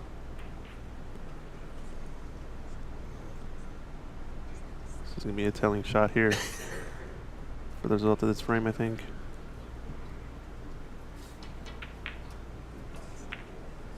And he's got it hard of the pocket, and it's going to hold up just enough for the black. This is a much better frame than the first one. It's a little bit more free-flowing. First one was a bit sluggish, almost over an hour in frame time. Yeah, what are you playing here, though? Is he going to risk playing it up table and back down for the red? Seems like too difficult of a position window. You know, always would love to have the points, but where the red lies, it's partially snookered. He's going for this, I think. Or is he just rolling up to the top of the table somewhere soft?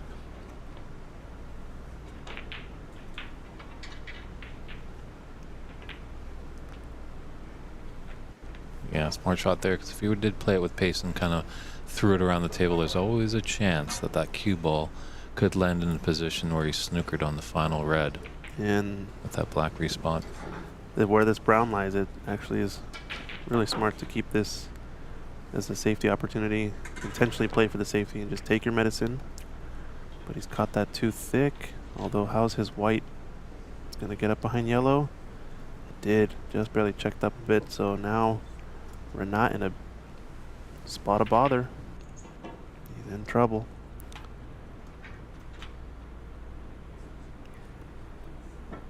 So hit this pretty full ball to get it out of the area. This cue ball's gonna get close to the blue, and that extra couple inches might have just gotten him. So big response from Renat on that safety shot. Saved by the blue.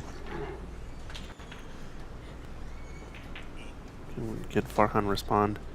Like I said, I think you like to play this full ball to get it up table, and the dreaded double kiss doesn't strike that time. I see a two cushion safety with the white right rail, left rail up behind the yellow, and red down towards the black. Oh, he played it the other way. He likes where the brown is, I guess. Using the brown as a nice stopper. Yeah, that's smart. It really just depends on that shot, which way you're more comfortable of controlling the object ball. This might pot past the blue. If it does, this could be a big opportunity, but smart safety. And then want the cannon on the black. I think that's done enough to just poke the red out.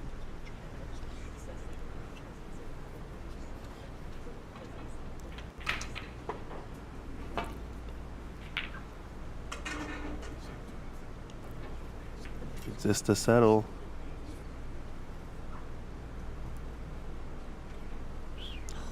How did that not fall into the pocket? This is very peculiar bridging. He's gonna put his hand on top of that pocket, can't get the palm right on the bed of the table.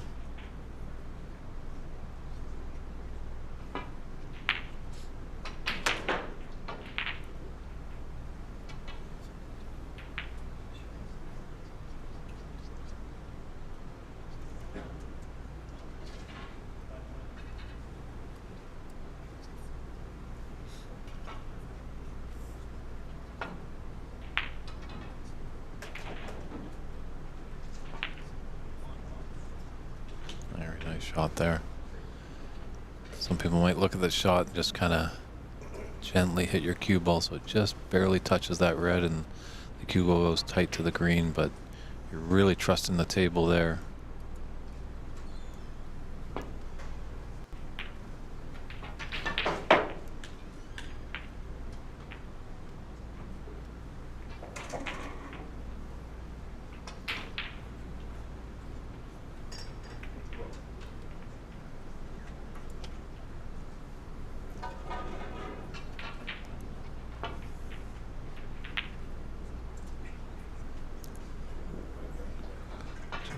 Hit that black, would have taken all the pace out of the cue ball. Left him with a nice snooker. 45 to 26, 19 points in it. And there's 35 on the table, so No clear favorite here in the frame. Number 2. Farhan took the first frame. Just a little pacey, I think, on that. There's a pathway here. Not could just stun into that red, hold the cue ball, be behind the yellow.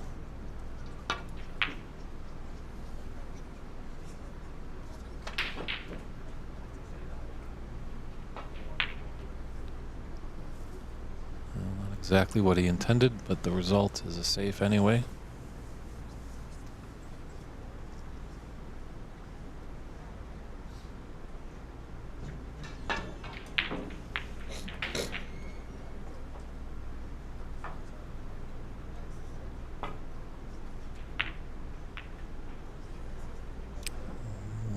That's not going to be good. 2 kisses. I will take that.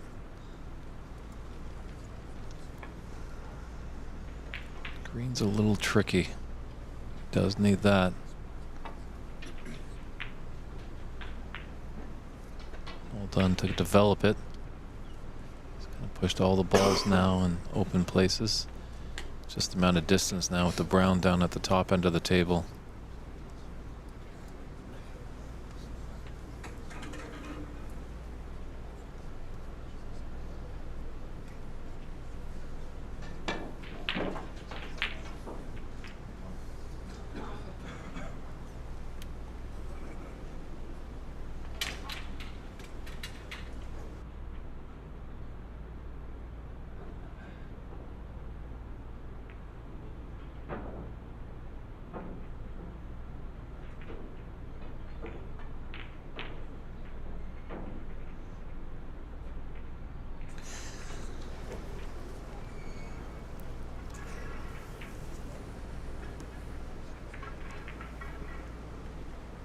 Tricky spot this.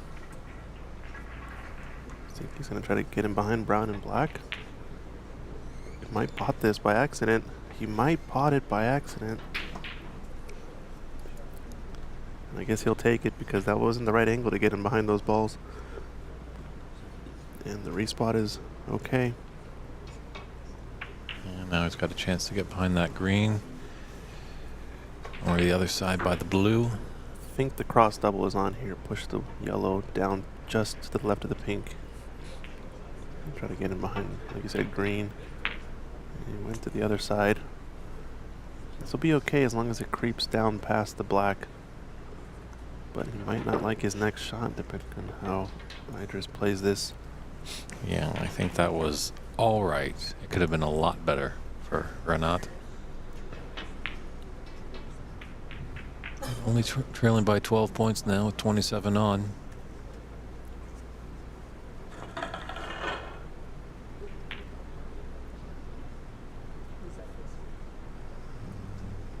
Not a great safety there by Farhan. He could have done better as well.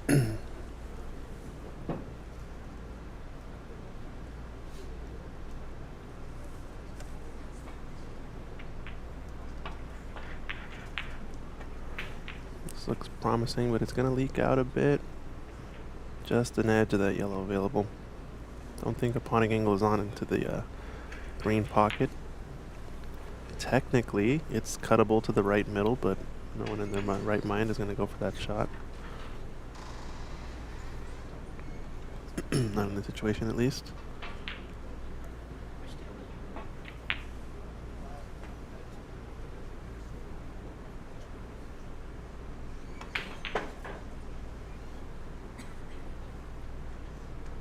Nice shot from Stephen here on our closest table. I'm just watching. I think another frame down on the Albert Kenny match. I don't know who won it, but difference of 2-2 versus 3-1. It's pretty big for a best of 7.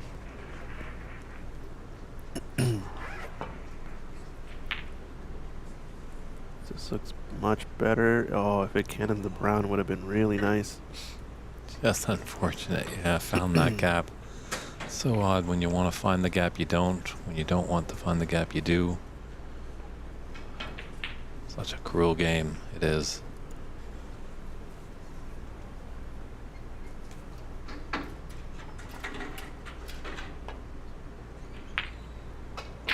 This looks pretty good. If it can get past black, he might get the full ball snooker. Needs it to run. I think there's an edge of it. This sort of settle on the top cushion.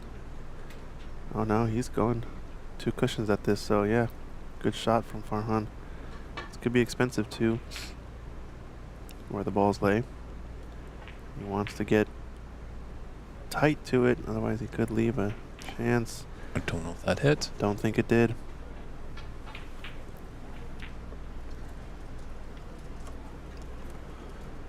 Yeah, there's a gap. Well, he's not putting him back. Not run to the scoreboard. I think he can play a similar safety here. That's what he's wondering is, after Renat shoots that shot once, he's kind of got the feel down for it. I might just try to put him in a slightly different position just to make it more difficult. I think just roll the white up to the top left pocket somewhere and don't expose the yellow in between this brown and black, and he's exposed it. Caught it much too thick. I'm surprised there because when you're that close to the ball, when you're that close to the object ball, you can really control how thin you hit it. So it was a foul. Yeah, a foul from Renat. Sorry, our scoreboard's out of date a little bit, but he did not touch the yellow. It was tough from our vantage point on the monitor. Just didn't know if it rolled in a bit. And they weren't marking the score right away, so. Yeah, score is 37 to 49,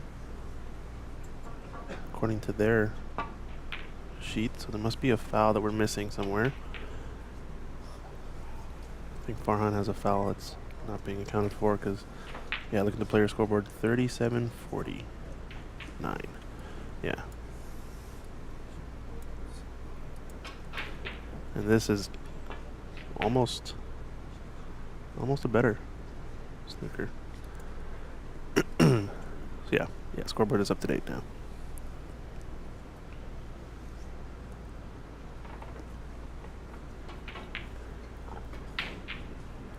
Really nice with the speed on this one for Renat, and I think it's even tougher than the one that Farhan laid.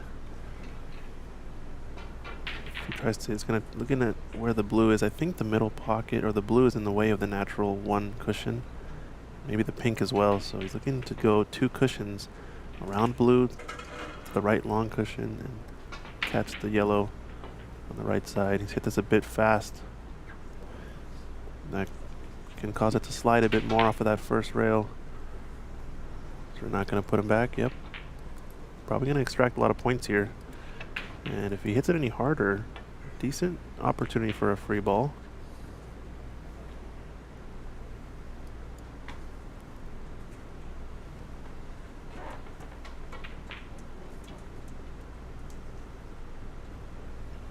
And there we go. Pretty good spot.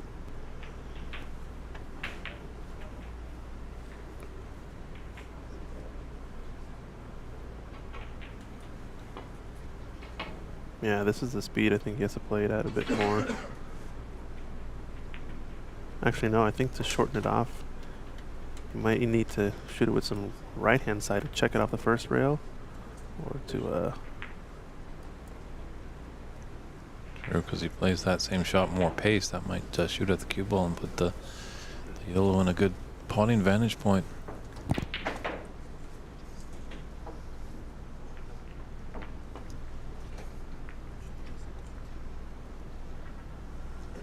Still not able to find it.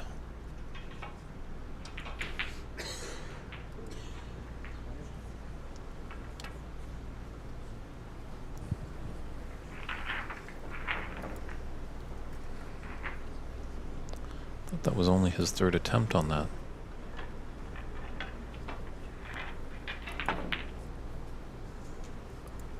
oh wow, he potted it. He potted it and snookered himself. This is the 2nd time he's made the pot on the snooker attempt. That one didn't. favor him though. He accidentally pots the pink down the right pocket, and this one, if he doesn't escape here, this could be massive. Wow. I didn't catch that replay, but such a big moment in this match. It's going to get put back. It's a favor to hit this on the second attempt, seeing as how it reacted, but the hard part here is not leaving it safe. Sorry, not leaving it on. It's got to get close to the pink. Oh, wow.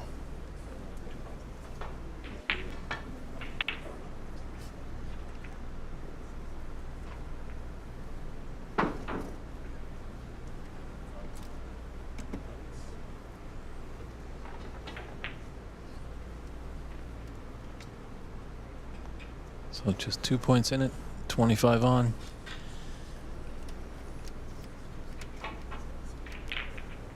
These green and browns are going to be quite important.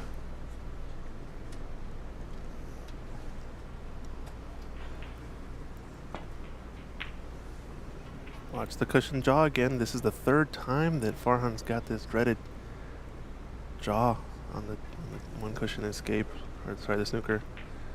And my, oh my. Oh, I just saw a great shot on the side table. Should have caught it on camera. It was a jacked up swerve, sorry, a masse shot by Adam, and a really tough snooker that Stephen laid. Amazing he's playing that kind of shot against the room owner. Yeah. Dangerous to rip the cloth there. But, back here on our feature table, Renata's put Farhan in a tough snooker here. But it looks like possibly just one cushion, but you want to play like maybe two. Just found the gap. Wow, this could leave a free ball. Although the cue ball's racing a bit too far up table to make it effective. We're not putting him back. Yeah, rightfully so. Can get a couple more points with the blue being so close. If he kind of cannons that. Really wants the free ball situation to end up being somewhere down here. So Farhan gonna hit this a bit higher pace again and misses it. In the same fashion, no pink. Does it make a difference if this drops? I don't think so.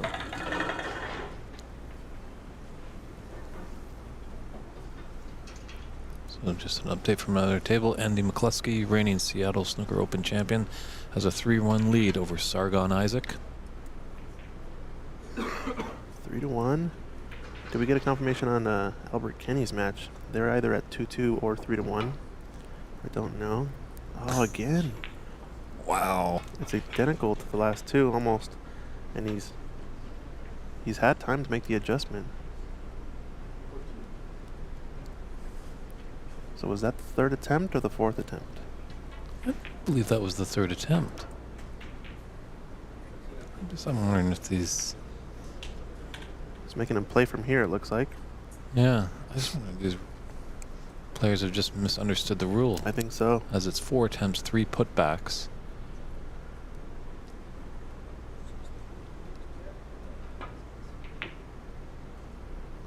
Needs a cannon on the brown to hold it.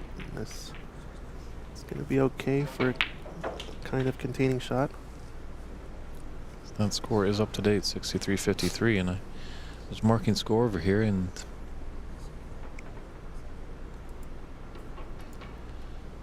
kind of 3 fouls, so. Went for it with the natural element of safe. Just had the speed to get behind the brown. I think he is going to get the snooker, or should I say the fluker. Oh man. More of a shot to nothing. Green goes in, great. If not, he does have a good cue ball down table. These last few snookers really making an impact on this one. I think in this type of match, Renat has to recognize that his safety play is definitely strong enough to take over the match. So until he finds an easy starter, might want to rely on it more, and that's pretty big distance off of the snooker or sorry, off of the escape. So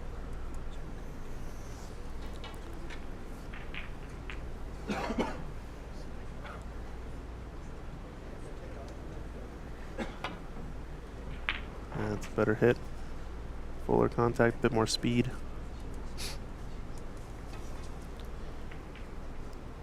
So the tide has turned.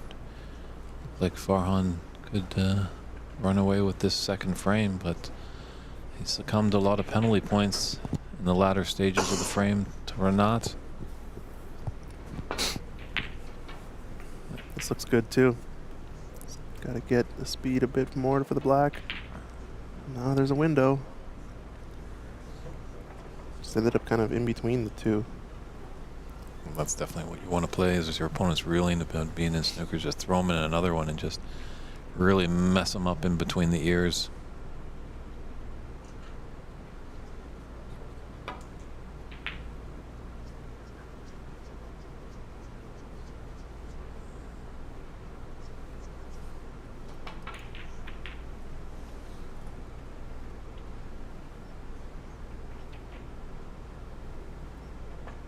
Yeah, Renat's really, most of the time, quite a swift player. Surprised by the pace. I think that's just maybe why he's just struggling a bit. He's been around the game for quite a while. Knows the shots to play. So maybe if he can just get his first frame on the board, if he can win this one, maybe he'll start to rev up. Because you're never in the match until you get that first frame on the board.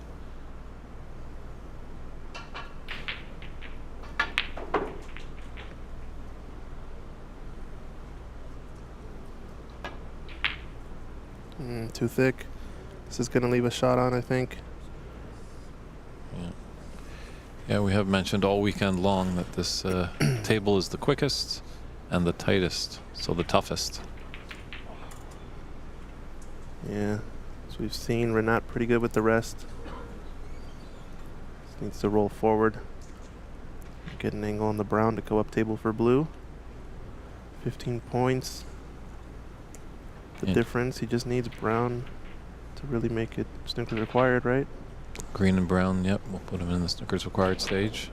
Imagine Farhan's still going to play on, so really wants to clear up if he can.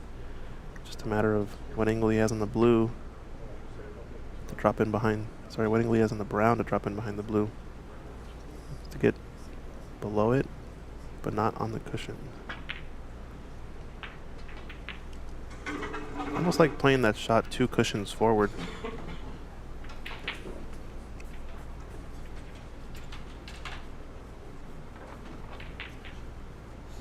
And here, there's no sense in playing a jack-up shot where you're trying to really get onto the blue. Just got to pot this knowing it's your frame ball. And the natural angle on the brown will shoot him up table.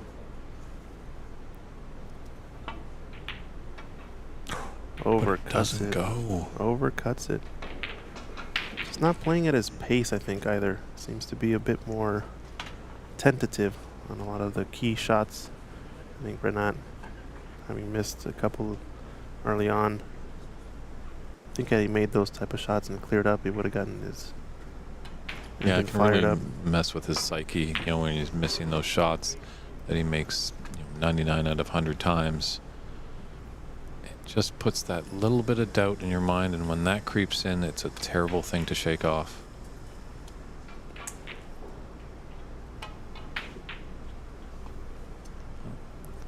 Farhan has left a long brown into the screen pocket for Renat.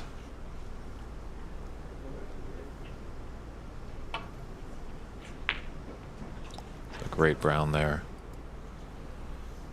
Didn't fire it in, give it a nice, good, solid pace, positive shot.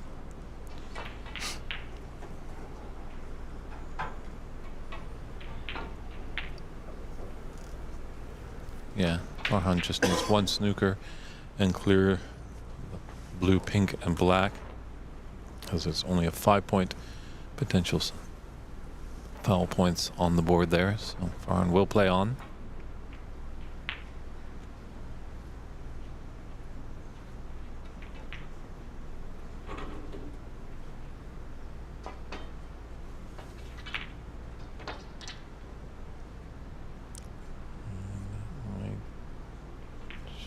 run a bit much.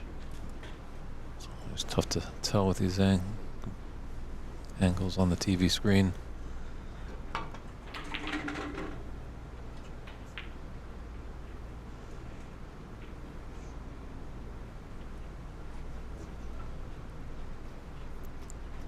I believe Jason and Darren, they're playing on the OBSA YouTube page, Ontario Snooker Tournaments. Our good friend Rob Richards is helping us out, doing some remote streaming. So take a look over on that page. I believe it's up.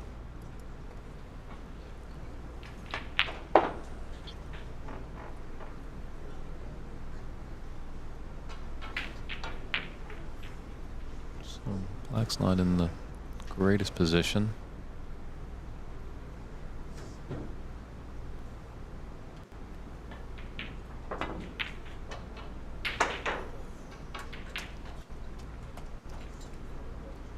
Load that black ball to get a little bit close to a cushion, but not tight to it.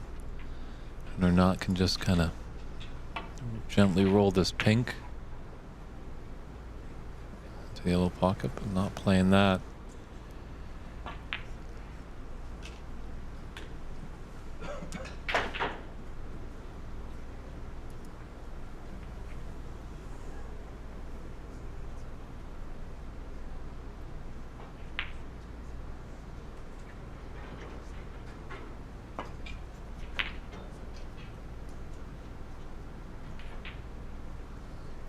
That's what can happen sometimes. Black is still out. You can get behind it at some point, so don't know why we're not just into slowly roll that pink over that pocket on its previous shot.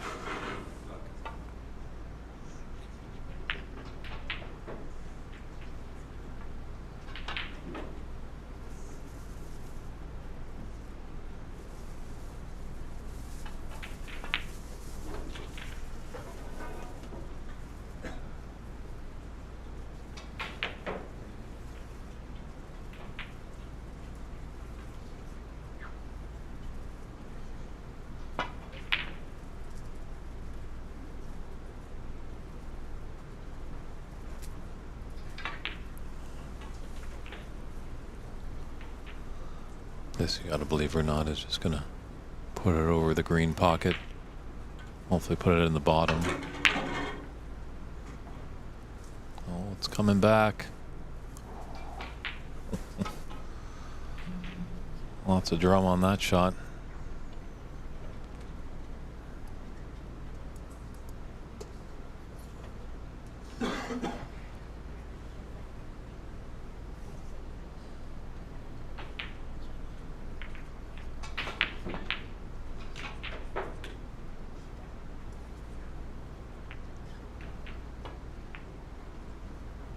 A little too thin there.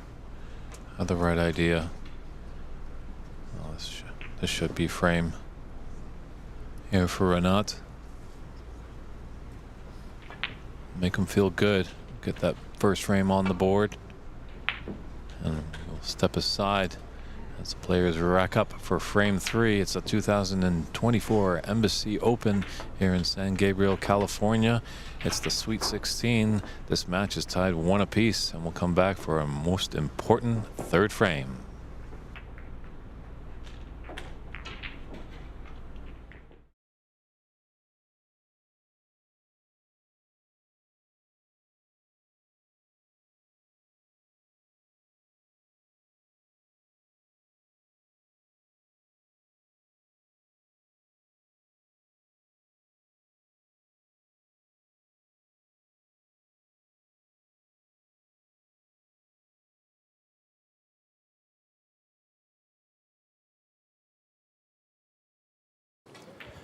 Somebody asking what's Jason versus Darren score. If you want to check that out, go to Ontario Snooker Tournament YouTube channel, and they're live streaming it right now with a scoreboard.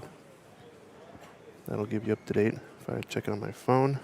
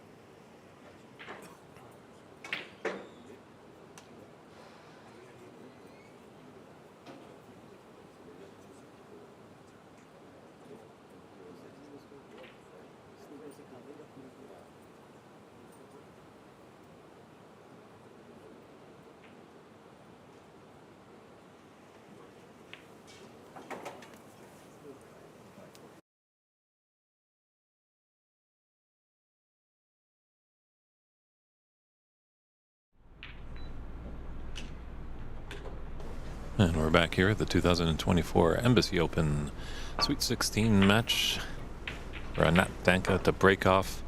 All right, both players have got a frame on the board. Let's see what you can do, gents. The monkey's off the back. Ready to rock. Looks like this match ended between Chekyan Kwan and Hassan.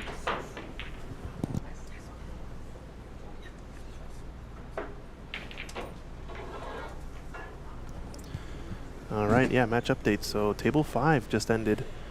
Over on this side stream table, Chekyan Kwan wins that match 4-0 in a whitewash against Hassanain Al-Sultani, Q Tour stop winner. Looks like Hassan just wasn't playing too well in that match. Not up to his standard.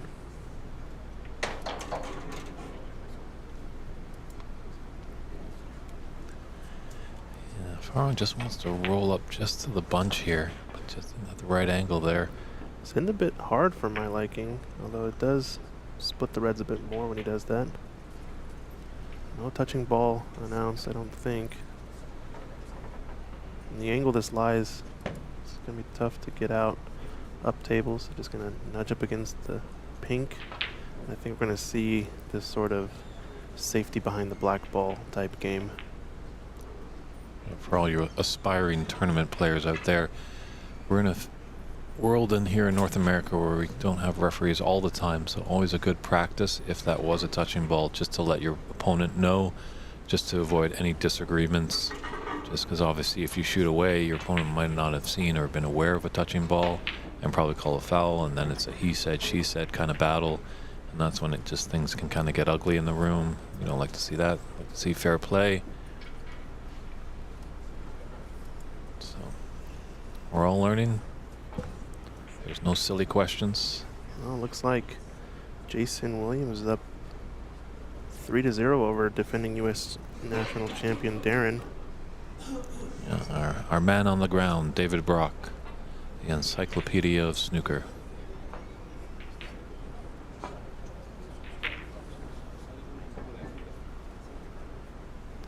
Appreciate your help, David. As much as you're not in the room, you're providing us and our great viewership on the main TV table valuable information. Hopefully you can come up to Sheffield again this year in the spring for the World Championships. Always enjoy your company, fellow DB. It's David Burney in the booth, along with Christian Youngers. We're happy that you're all tuned in wherever you find us, whether it's Facebook, YouTube, or Twitch TV. We're under Ox Billiards' channel.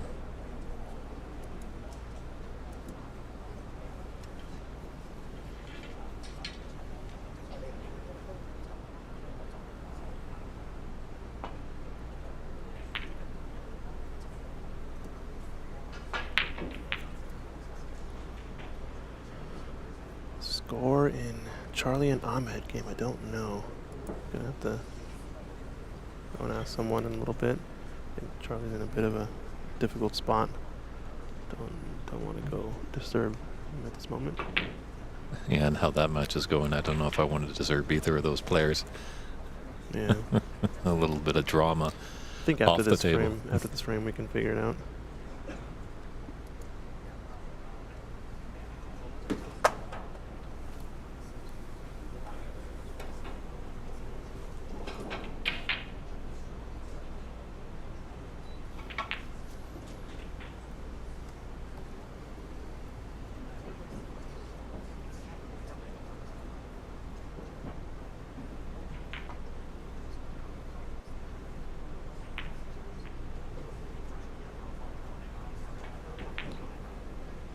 Well, he's left an opportunity here for Anat. That open red on the right side does have a path into the yellow pockets. Got to travel a lot of distance. He can draw back slightly and be on that black.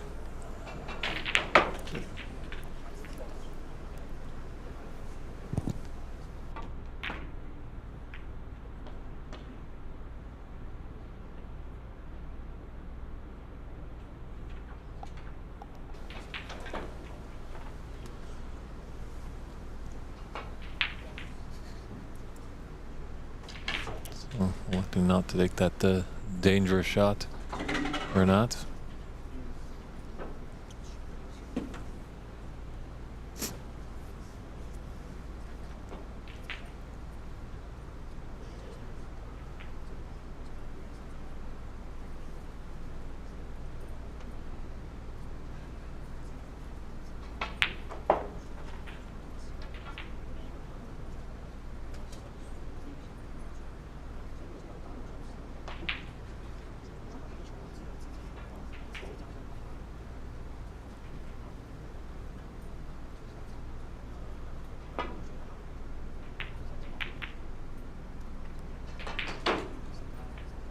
Decent effort there. Has he left anything easy there for Renat, unfortunately?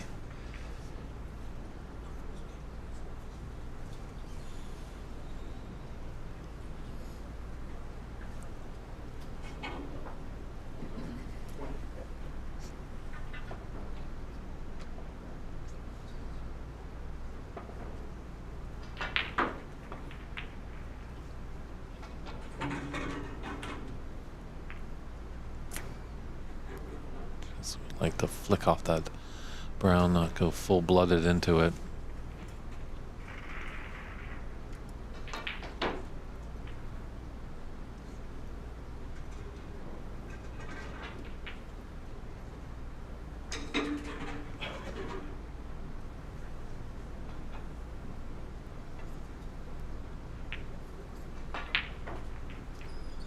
Very nicely done. So difficult. Not sure if anyone was tuning in the past few days, but Christian actually came up, he found out a great practice routine for those little touch shots. Putting a coin on top of that object ball, and just slowly rolling your cue ball into it. And obviously if the coin falls, it's a poor shot, but just really develops that gentle pace that you need for those touch shots, those roll-up shots. It's gotta be well versed in so many shots in the game of snooker.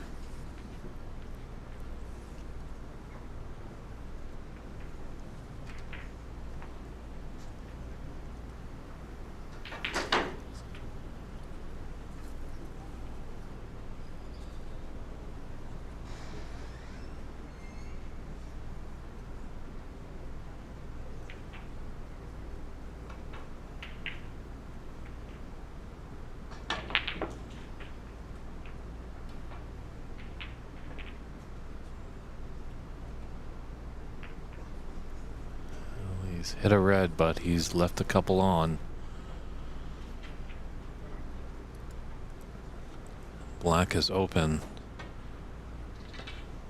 The door is open, Renat. It is in your hands what you can make of it.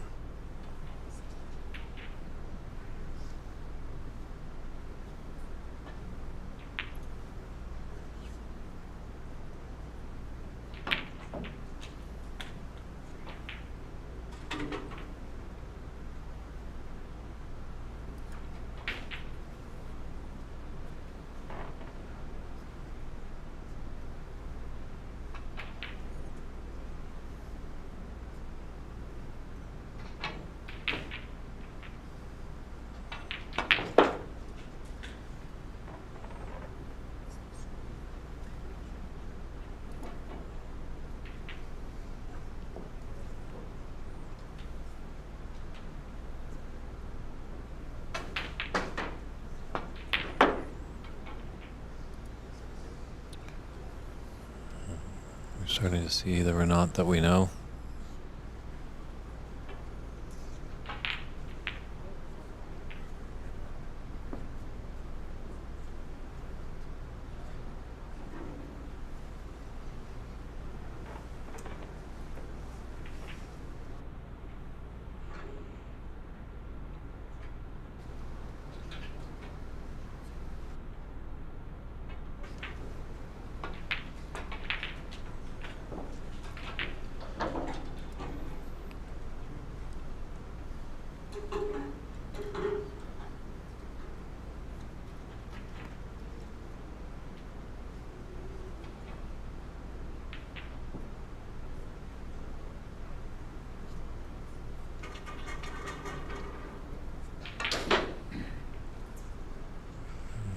Pink's out of question.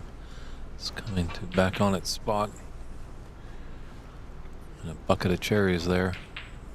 But Renat will be happy. And there's black and blue still available. We'll come back up for the blue on this one.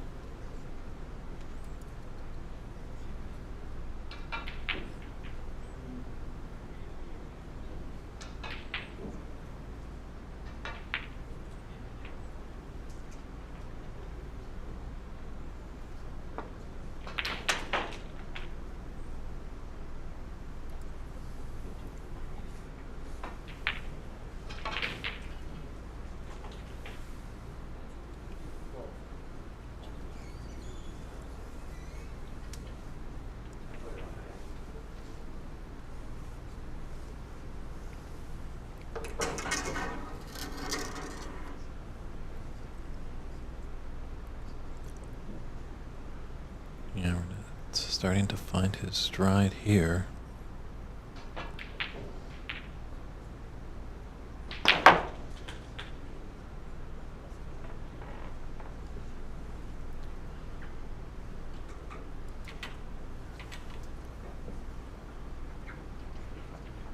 Looks like maybe of those two reds that are above the black, that one red that's at the apex of that little triangle. Looks like it could go into the top left corner. I think the little triangle, the red on the bottom right, doesn't go.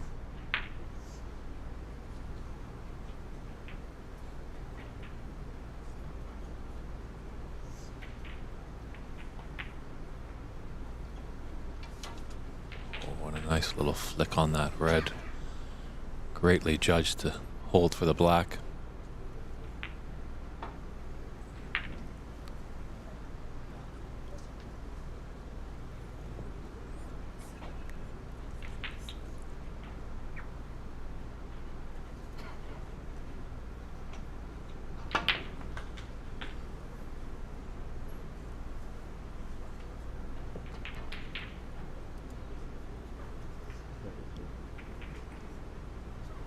Look at that angle. Does he have a path for that open red?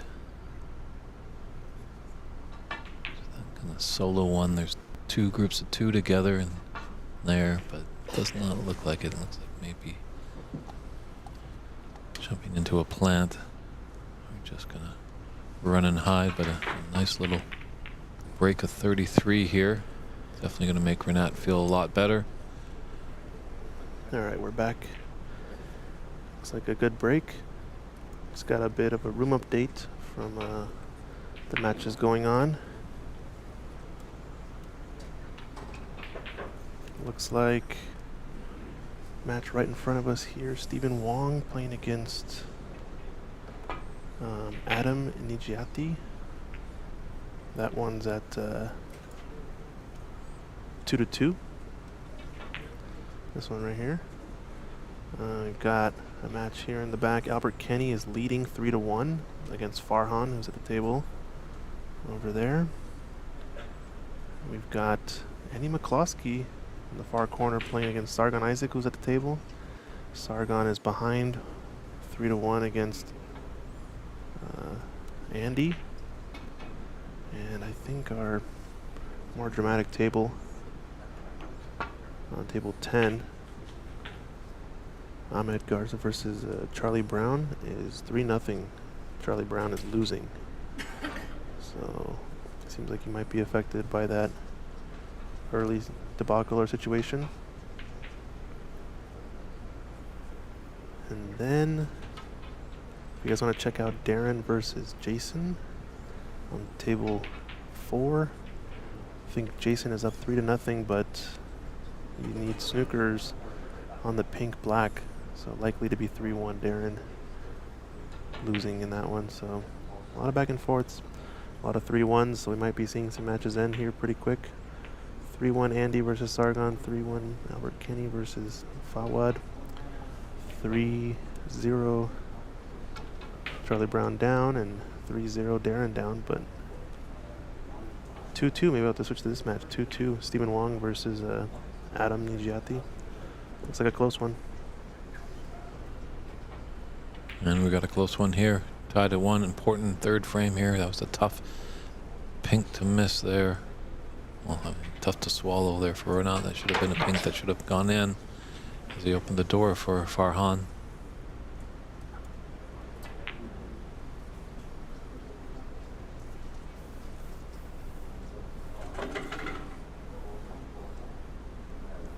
Yeah, if Charlie could get at least one frame to the good, he'll at least feel like he's in the match, and who knows, he could turn around such a seasoned player. So we'll keep an eye on that. But this one's equally engrossing right here between these two players. Interesting choice there to try to screw back in that tight window for the red to left corner pocket. I think the stop shot was there to shoot the red by the blue up into the corner. It is a more difficult shot, but it does open up the blue to make for a better break building situation. And I think Charlie's going to give up the match now. Looks like a concession there. So it must not be 3-0, it must be a different scoreline. I'll get back to you folks on what that match is at.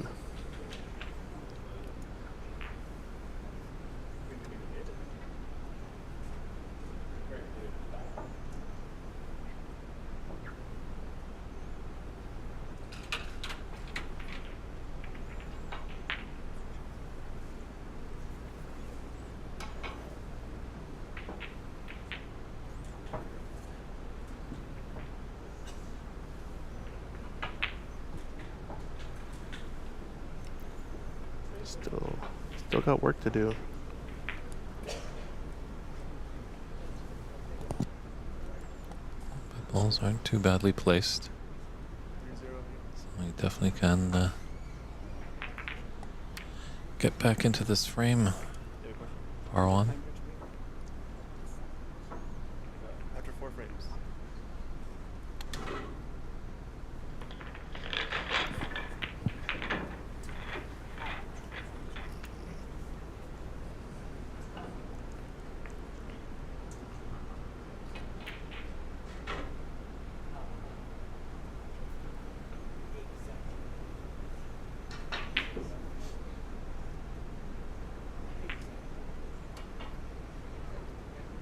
Decent break here, but that red still causing some trouble nearest the blue.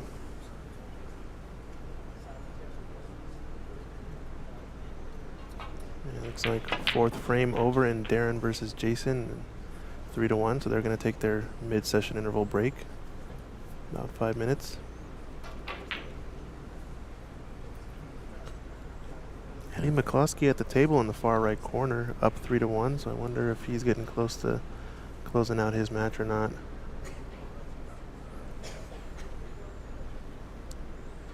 And Darren's going to go get a little pep talk from Team Arizona.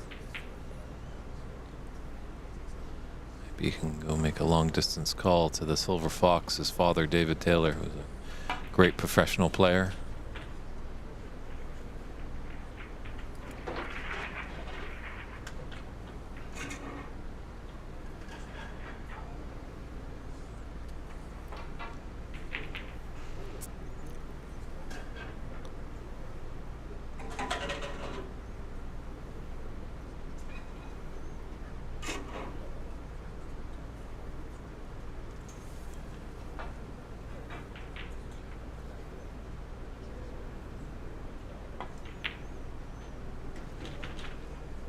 Once again, playing the position windows kind of across the lines, making it difficult to keep this break going. So likely end of break, I think. No plant really on. Oh, does have a saving grace maybe of a double to the right middle pocket to hold for the black. Pretty risky that shot since both reds go to the right. Yeah, it seems like both players are potting a lot better than that first frame. They've kind of just adapted to the table. Good to see.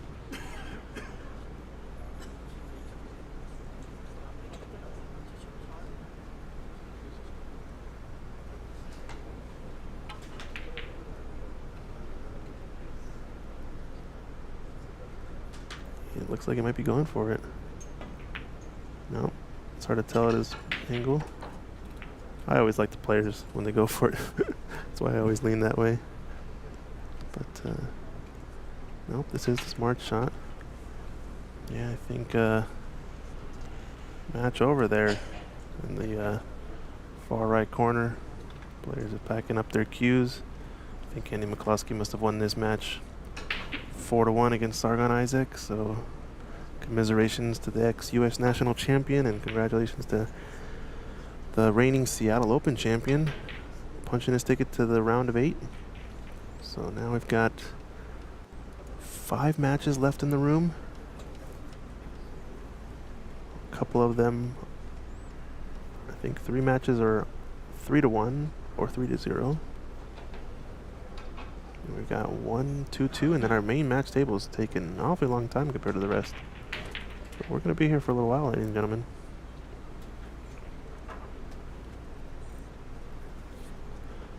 Maybe just shows you the caliber of players these two are in the meeting up in the first round. Definitely the biggest match we had available, I think, to live stream. True, and definitely a tough table this TV table is. As we noted, high break I think on this table was a 61 yesterday by Edward Ling. Edward had a 61, yeah. I don't on this know. table, but There were other high breaks. oh yeah, Albert Kenny has the high run so far of the tournament with 100, so some of the other tables might just be a little bit more generous. So a foul. In off. Muhammad asking an update on Charlie's game. I think he just lost the 3rd frame. So it's 3-0 in that one. I just wonder how much that situation from earlier has caused him to struggle in this match. Needs this to hold up or not. If we can keep him away from the left edge.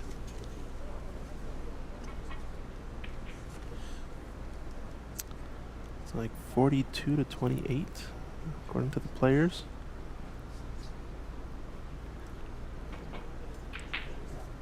Okay, just something there. We've added a little We added extra for Farhan, so.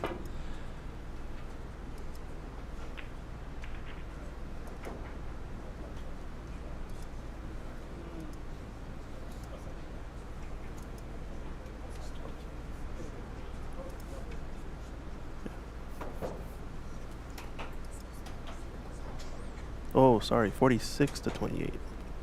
That's what it is. So Farhan fouled, not Renat. So the foul was this way. Yeah, the in-off happened and then Renat shot next. So yeah, 46-28. That's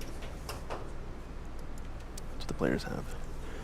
And a good long pot here. Break of 1. Although lost the cue ball.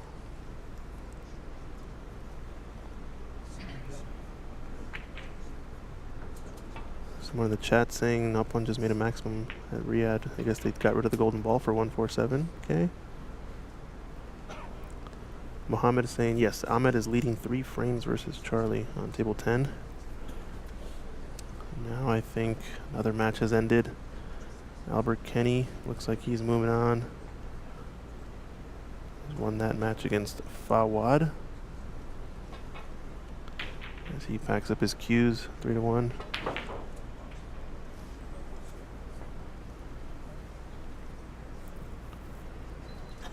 It's good speed control on this. Mm-hmm.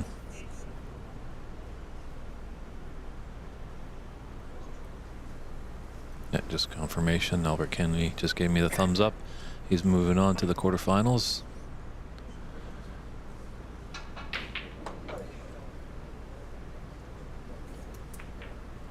So we've got an Irish Canadian and an Irish American moving on, as well as a Canadian.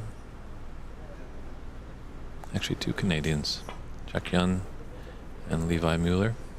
So yeah, this one's spicing up a bit. This is the match folks want to see here too, happening on the side table. Ahmed at the table against Charlie. Looks like a good snooker here if the pink has him blocked off. But I think he has the right edge. He wants to get him back in the spot that he's at now if he can, although he's caught the red very thick. This is gonna roll up against the yellow. Nope, chance on. Yeah, in our medium meeting last night, I was, you know, it wasn't biased. I was just thinking about the fans, and I know a lot of people do tune in to watch Charlie Brown, but I was just giving my 2 cents. But, I'm pretty sure if we put them on the TV table, there wouldn't have been the drama that we saw earlier today. They'd be absolute gentlemen. Yeah, probably not.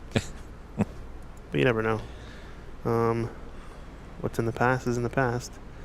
I guess we picked the match that we know is going to take the longest, apparently, because every other match has finished 4 frames at this point, and these guys are only on their 3rd.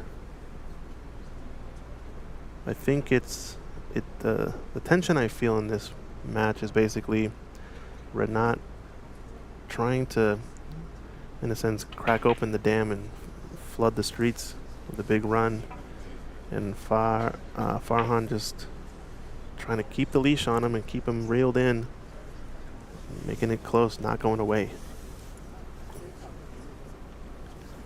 Yeah, early on in this frame, I thought Renat was just going to do just that. He's spotting quite well, staying in position. Uh-oh. He wants this to drop in the in-off if it can. Oh, and that's going to leave a chance. Would have preferred for it to go in off, since it would have left a much tougher pot into one of the corners. But now, wouldn't say an easy starter, but a starter nonetheless. How's your cueing, Farhan? Show us what you got. This is nervy.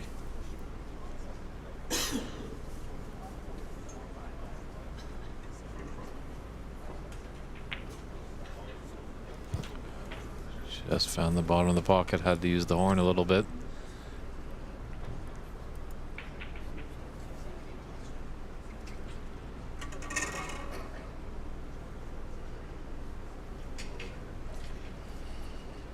Looks like players coming back from their break on second match table here pretty quick. Jason Williams against Darren Taylor. He leads the American 3-1. Jason. This whole match just in general just feels a bit nervy to me, you know? Doesn't seem like either player is really comfortable. I think they know each other pretty well and know what each other are capable of. I think both players' pace is being affected as a result. So fortunate there that that green lucky. Knocked that red towards the black. And it just feels like every chance or single little shot here and there, just slowing things down. Doesn't look like Farhan is the quickest of players on the circuit.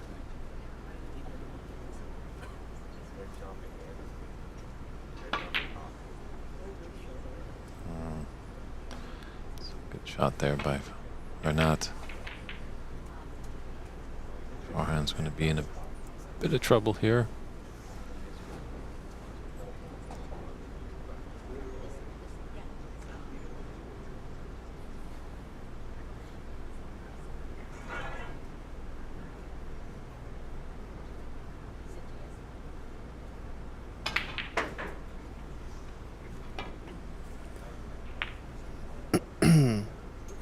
He's hit it, but where's he left it? That's going to run a bit. That's got a chance for Renat.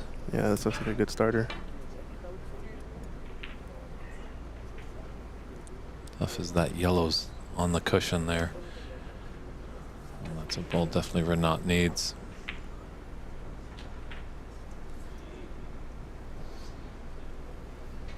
Taking the blue on here, most likely. He's just looking at if he wants to take the double on for the yellow, maybe. Can go forward one cushion. If he misses the contact on the green, he might be able to come top cushion and then into the yellow, but I think he likes to just take this double on or play a safety. Guess blue might be slightly in the way of the double. Now it should be clear. Yeah, just playing it with an element of safety as Cue ball's going to kick down to the top end of the table. Nice attempt. It's a bit short. And that's the side you want to miss on, because look at this. It's left a tough snooker, and the green looks like it's sticking out just enough to prevent the one cushion escape. Unless he has to work it now with a bunch of left-hand side. This could come short, although the slide helps him a bit. Nope. Awfully short. Watch out, pink. Bonus points and maybe a free ball. Yeah, free ball is on, but if it had ever so slightly left a bigger gap, it would obviously be the choice. He's going to take it on. Yep. Off to the races is Renat Denka, 31 now.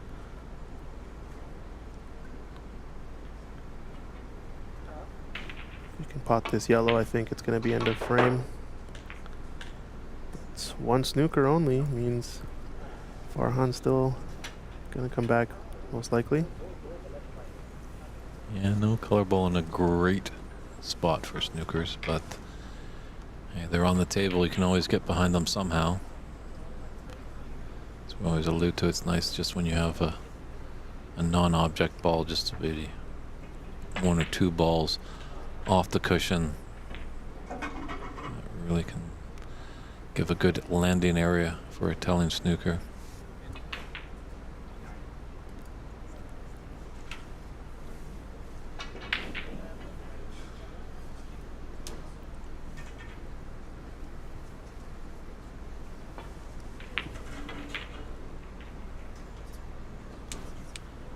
And there's the snooker that Farhan needs.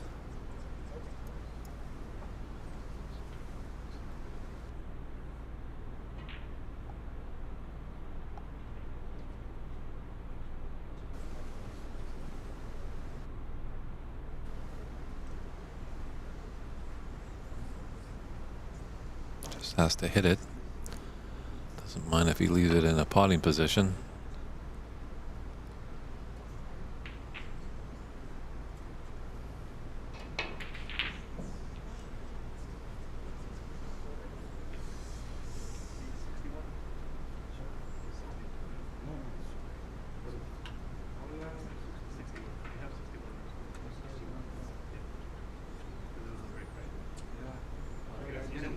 Just Christian coming over to confirming.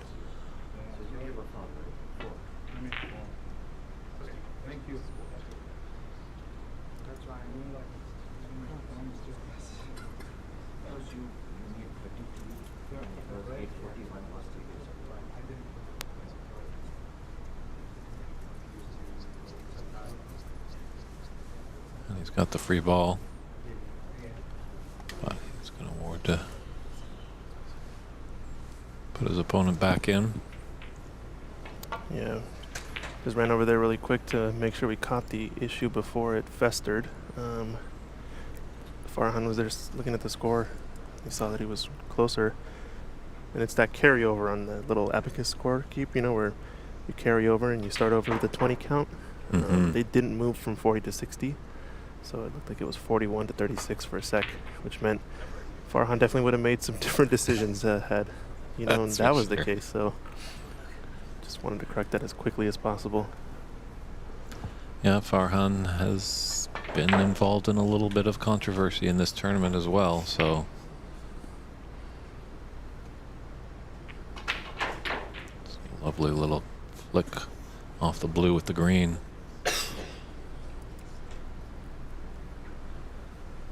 What was Farhan's controversy in this one?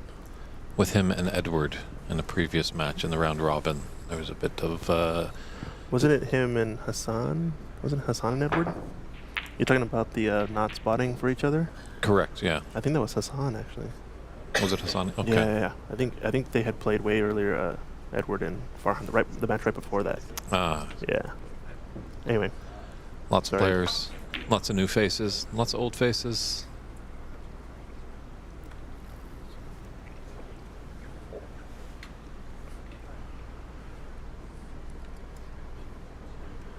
If you guys are enjoying the snooker, make sure to drop us a like and a follow. on Ox Billiards, YouTube, Facebook, San Gabriel Billiards, YouTube. We're trying to grow the channels and get our names out there in the snooker world, so it helps us a ton. If you can run out, force a black ball respot. Someone in the chat asking, what tables are these? Westbury? These are Riley tables. A little bit older Rileys. Hey, it's our good friend Wayne Binder. Wayne, how you doing? It's been a long time. When are you picking up that cue again? Yeah, what a shot that was for Farhan. And once again, just not quite adjusted to the speed of this table. I think he's had 2 or 3 shots and went in amongst the reds earlier. And he overdrew.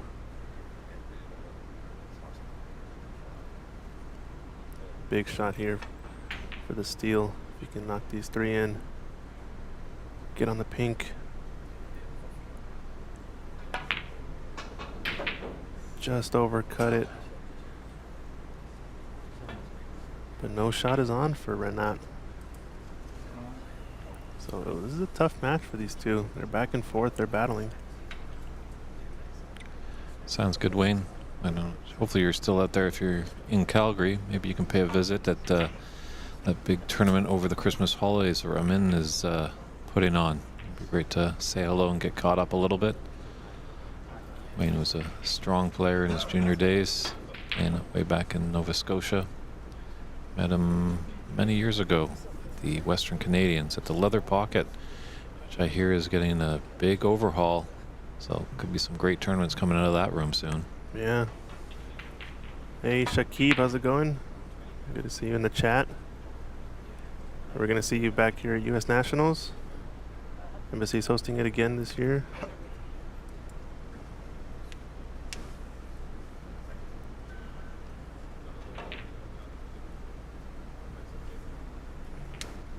Meanwhile, 18-point difference and 18 on the table means this is a spicy one.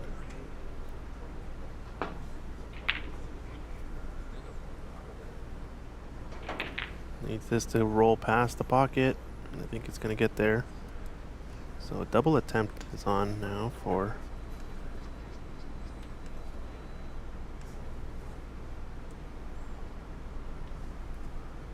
Farhan.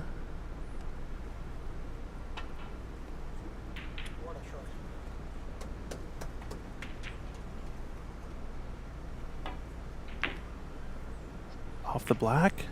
Oh no, it's going to cause it to roll over the pocket. Oh, disaster for Farhan. I think that's going to be enough to put this frame to bed.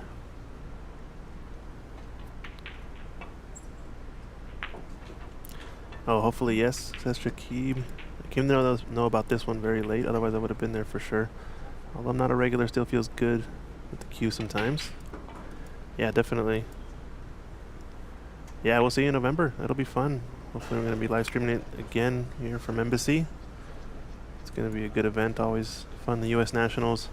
Defending champion Darren Taylor's in a tough one, though. If you want to check him out, he's playing on table 4 over on the Snooker, Ontario Snooker Tournament YouTube channel.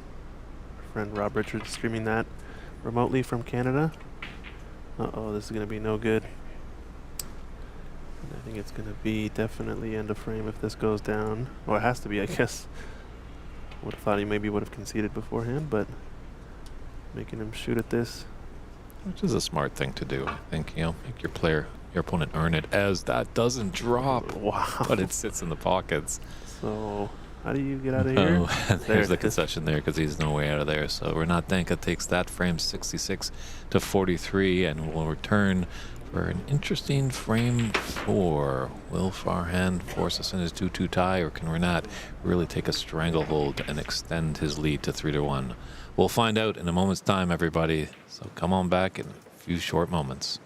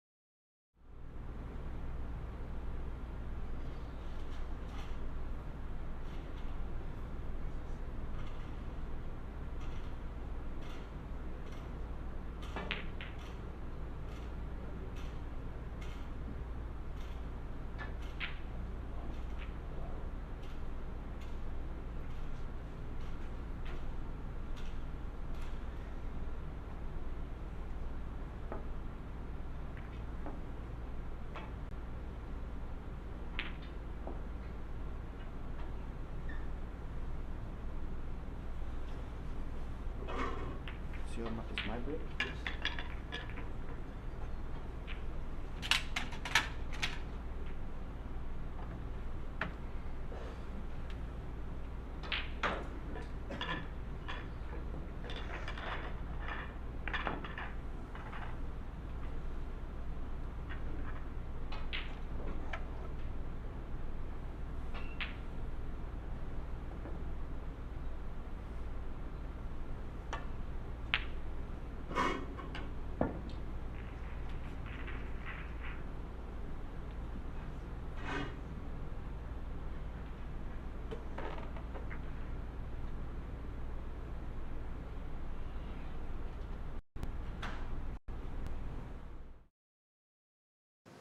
We had a little bit of bonus coverage over there with the Charlie Brown Ahmad Azir match.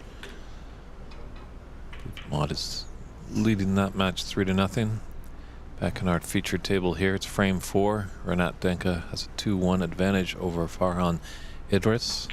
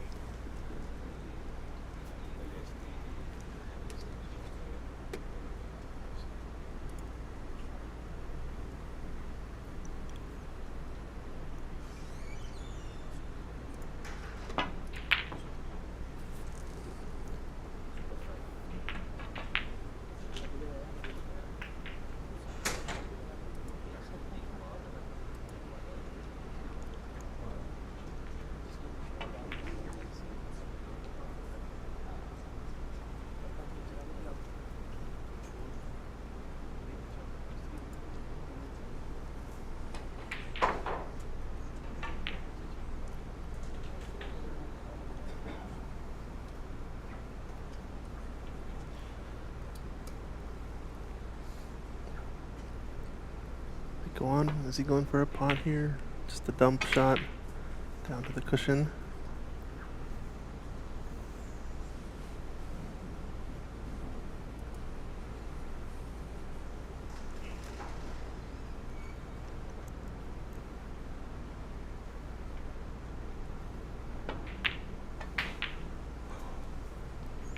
Two-way shot there. If it goes in, he's happy man. If not, he's still got his ball up in the bulk area. Cue ball up there.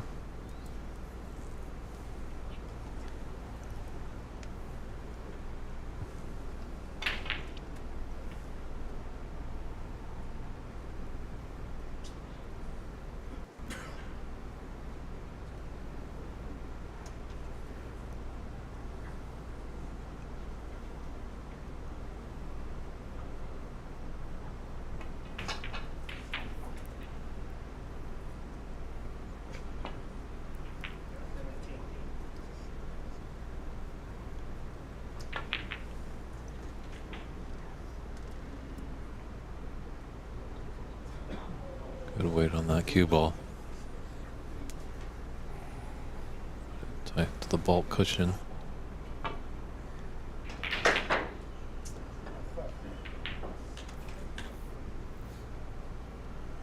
Pushing out balls here. Runs more reds are becoming available, so if someone's to falter on the safety exchange, could be a profitable break.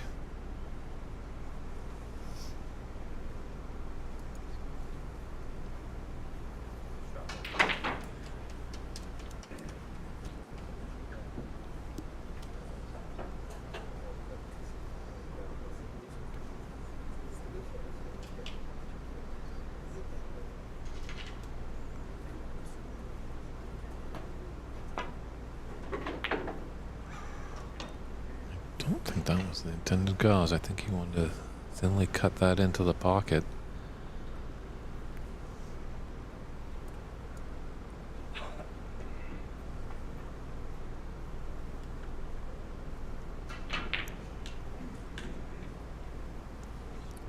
Give an opportunity here for Renat. Take a red into the left middle bag.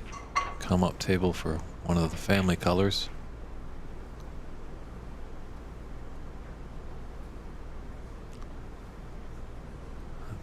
Amazing what just a little bit of pressure can do. It is do or die. You win, you move on. You lose, you go home.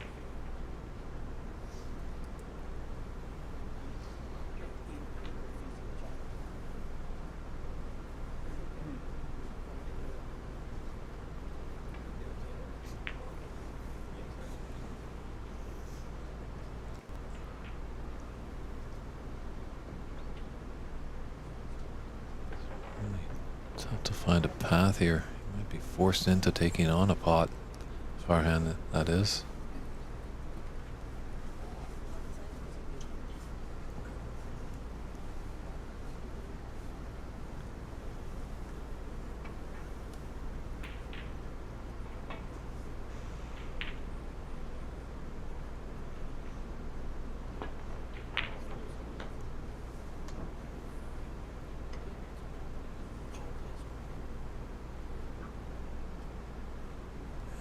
He dangled the bait there for Renat. If that had gone in, he'd been on the black. This is a tricky shot along the top cushion, but the reward is there. Yeah, big reward here for this type of shot. It's going to have to shoot it a bit more at pace. It means dead perfect center pocket, and what a shot. Looks so easy on the TV table right there, but believe me not, when your hand's on the table, it's a lot more trickier. Gotta follow it up with another tough one here. Big shot. He knows the importance of this opportunity. Look at that. He's still on a color. Let's play that replay real quick with the red down the cushion. Oh, actually, sorry, he's about to take his shot here. Bulk color coming up next. Blue's out of commission. Oh, he's over. Oh, no, he's good. It's nice that we have a little archive to put all those great shots of this tournament in there. Yeah, we'll send a highlight reel out, right?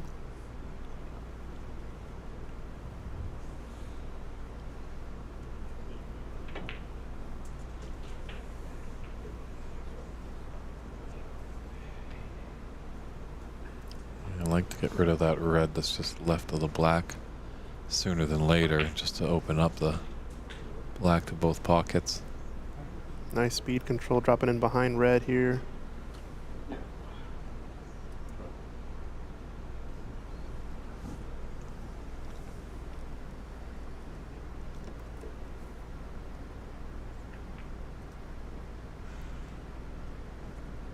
Yeah,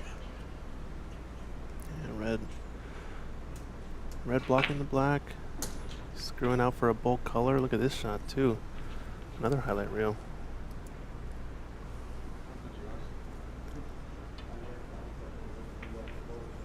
True.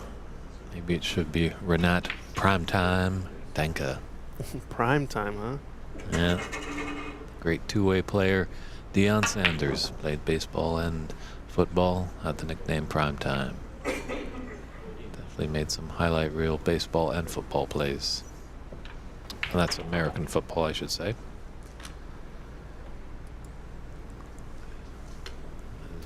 Snooker has a rich history in the UK, where it's predominantly based out of, so I've got to watch my wording sometimes in America. Yes, in North America, it's developed into the game called soccer. Soccer, yes indeed. I think it's still the same game technically. It just has a different name. Uh-oh, this is close, but tight pockets actually save him in this one. And ladies and gentlemen, we might be in for a bit of a grinder frame all of a sudden. True that. My goodness, no bulk colors either up table, so this is going to be safeties galore. Unless someone can get in behind. The reds to the left of the half of the table, but Not bad, actually. It's a tough path back to bulk. yeah, he's got him really thin on this red. He's got to cut this uber thin to not go in off or catch the jaws of the left corner pocket. I think I almost like just dumping the cue ball down table, but it might sell out a shot to right middle. So Renat with the smart safety to start here.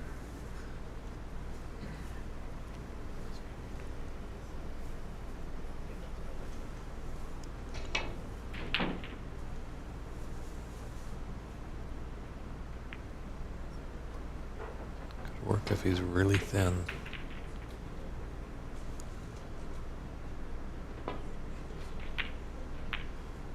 Yeah, went for the pot there. Kind of forced into it a bit. And on first look, it looks like he's not too bad.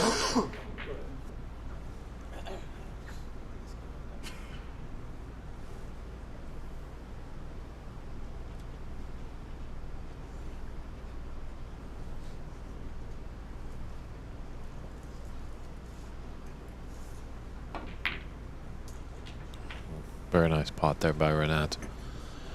It's a tricky one to get it started. Yeah, so yeah. Now, trying to open up this frame.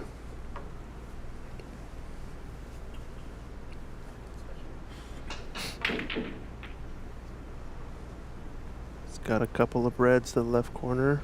I think he really wanted to get to the one closest to the pink along the vertical line. It's okay here. He can stun into the pink and nudge it towards the middle pocket if he wants. He can play for green. A couple of options. Screw back to miss it. Yeah, I like this. It's time for a Renat attack. Renat attack. Ratata. So you might have an angle on this pink into the left middle, just come up, be on that red into the opposite middle. Play at such an angle that you can come down for the pink, so. Maybe just wants to send the green back home. Phil's back. Waistcoat energy strong here. True that. Although I don't know if it looks like players are playing with ties as well. Wow. Kenny's missed that. He's missed that a couple times today. Same side of the pocket, so it tells me he's maybe just aiming a bit differently on this table. And it is also that sort of slow rolling shot on the diagonal, so maybe the nap has a bit to do with it on that. Because you are kind of going upstream at a slower pace. The nap can sort of guide the cue ball on the thicker side of the contact. And he's missed them. All three of those shots he's missed thick into the middle pockets. I think it just has to do with the speed. Almost like you have to aim it to the near jaw and overcut it. And again, every table's different. Every nap plays differently.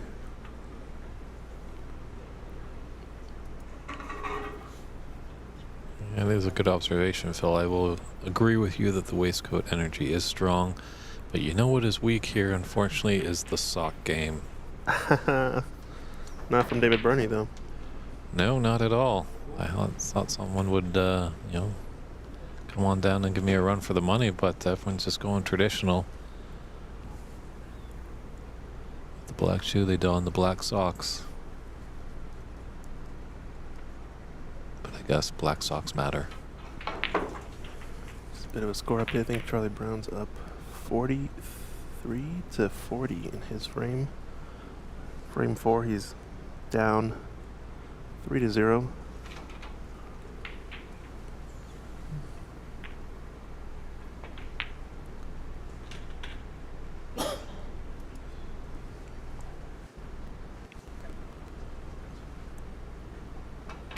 Definitely that's a frame that Charlie needs. Farhan definitely needs this one in our featured match. Trailing 22 to 4 in this frame, and in the match 2 to 1.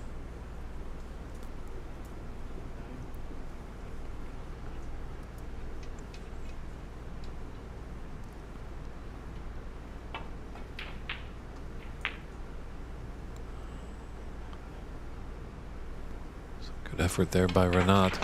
Played it with a good pace that it just didn't rattle in the jaws. So a calculated miss. Wow, I just saw a huge mistake on table 4, TB table. Darren Taylor taking on a pink. Tries to pot it and screw back for the yellow. Misses the pink and goes straight in off with yellow over the pocket up table. And now Jason Williams, cue ball in hand in the D.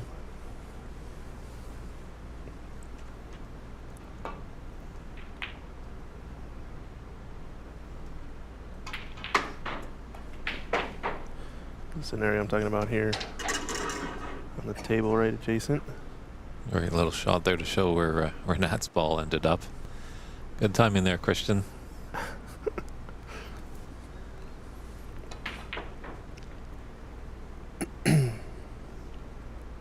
That match Jason Williams is leading. You can check it out on Snooker, Ontario Snooker Tournament's YouTube channel. Good response by Farhan there.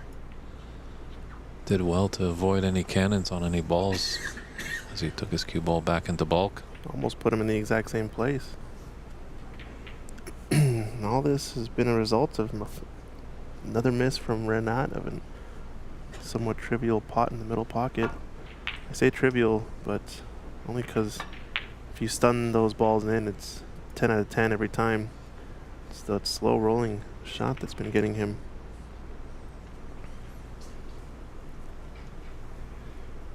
And it is Renat Danka. He's definitely a strong, strong player.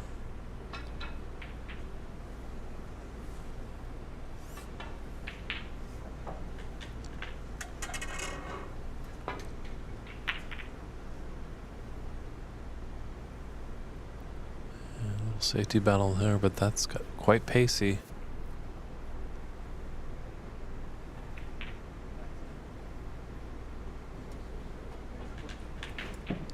So, a little half chance here for Renat. And where those reds are spread out, if he can get in, he could possibly take this frame. Great opportunity here. And I think he's seen it. He's just got to calm his nerves.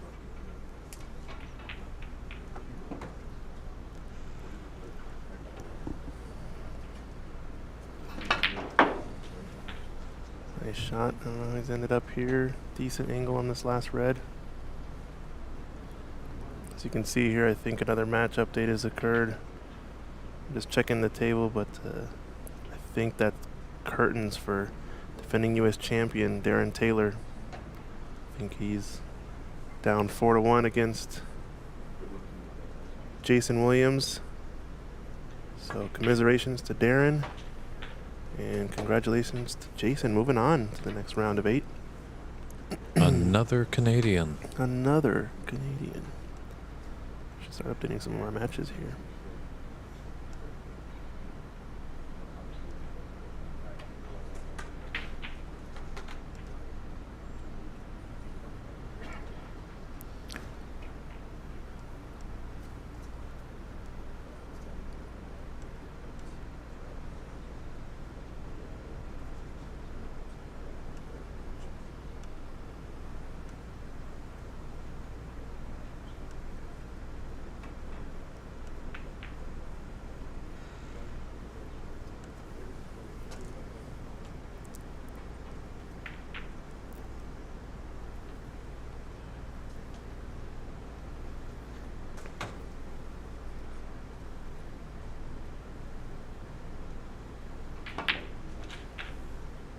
Stun shot if it holds for this red, the right corner.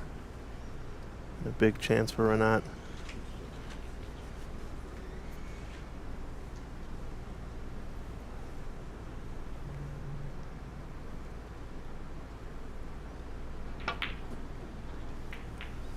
Wonder where pink is gonna spot. It looks like above the red, so it looks like it's gonna be open to the right corner.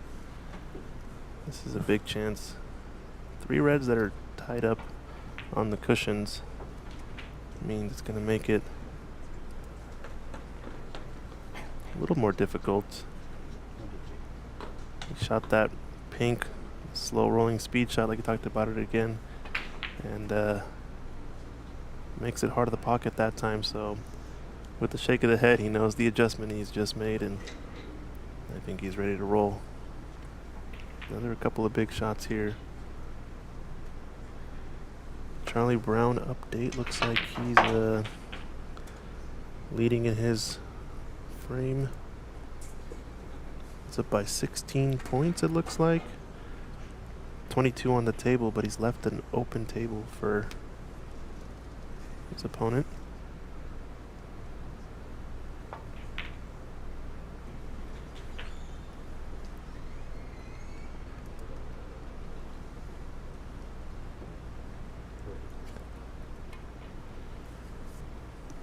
And just an update at the climax of this frame. Step aside for about a 5-minute break.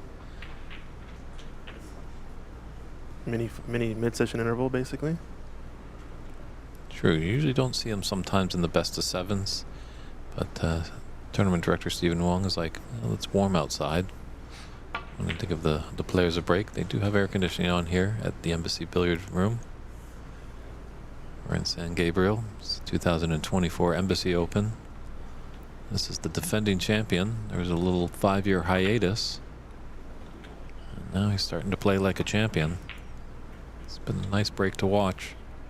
It's going to switch over here. This is a situation blue on the shot. Meanwhile, we're not bots that black. This blue here, if he manages to clear up, Ahmed can steal the frame away from Charlie and win the match. Ouch, ouch, ouch. Wow. Not wanted that one, but 63 points in it and 51 on the table. There's potential of free ball for Farhan, but he does need some snookers as well. This black definitely goes. More angle. Let Charlie match him. Have to switch to it because. Oh, nice shot from Farhan. Yeah, going for the 3-cushion middle and has left it for Charlie Brown. Charlie needs one here to, one of the rest, 2 balls to stay alive for his tournament life. Let's see if I can get a different camera angle.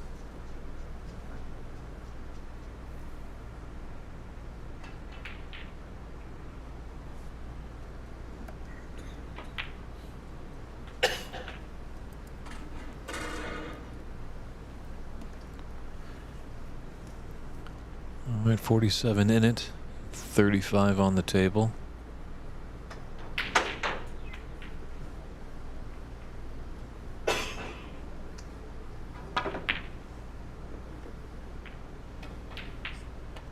Oh, and Charlie buries a pink, so he keeps his hopes alive of becoming an NBC Open champion. He's got a big hill to climb. He's down 3-1.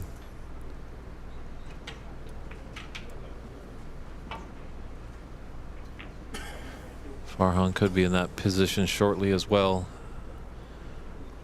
Renat has a strong advantage. 47 points. 35 on the table. 3 snookers needed. And then the black ball respot.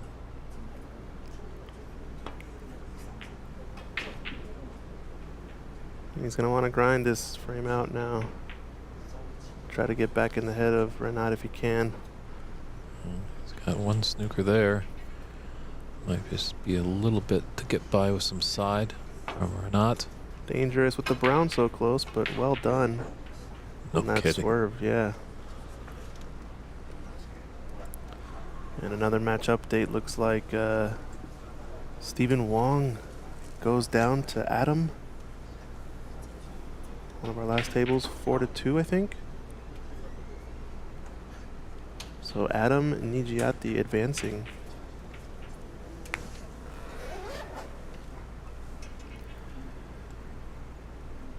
Stephen Wong, commiserations, get eliminated in the round of 16.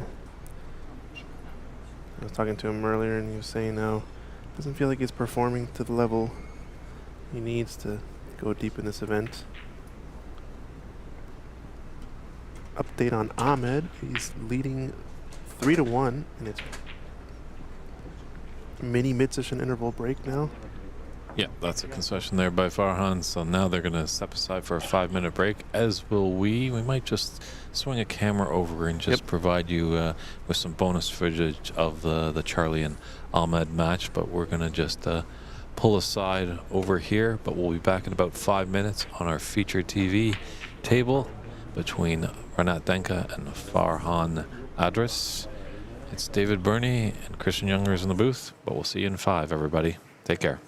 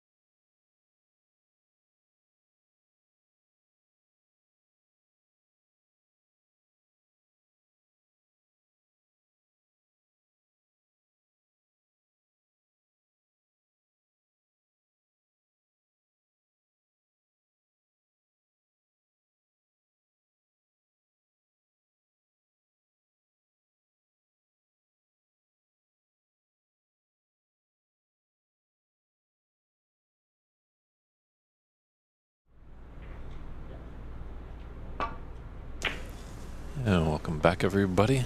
We got time to get a cool drink. Let's see what we can get up to here. Renette breaking off in the fourth frame. He's on the edge, but it's always tough to win that final frame to win the match. We've got 2 matches left in the room out of the top 16. As you saw there, we got a little glimpse of the bracket so far, and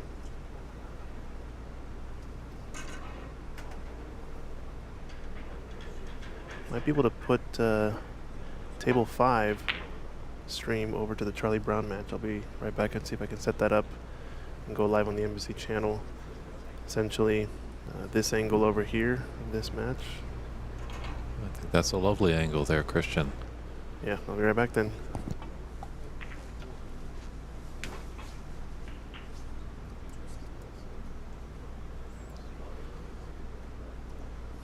So we might see the more unorthodox safety battle here with the players screwing back to get towards the top cushion.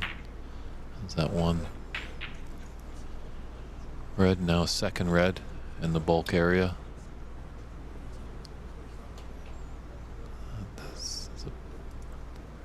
That's when you take it on. Oh, beautiful, beautiful shot. It's got a good angle to disturb these reds. Morven, hello, how you doing? Thanks for tuning in.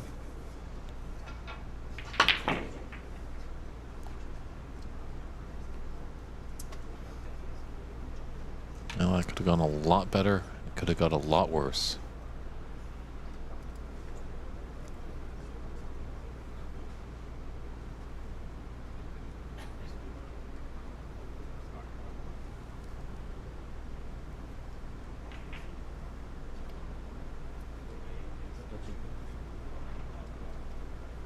Great sportsmanship there by Farhan.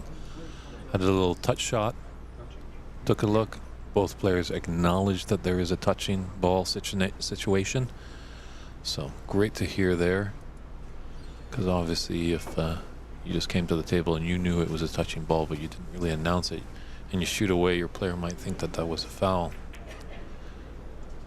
So it looks like that on the San Gabriel Embassy Billiards Club YouTube page, you will have some footage of Charlie Brown and Ahmad. It's table 5. So the caption, what you want to search for is Embassy Snooker Open Table 5 Day 3 Knockout.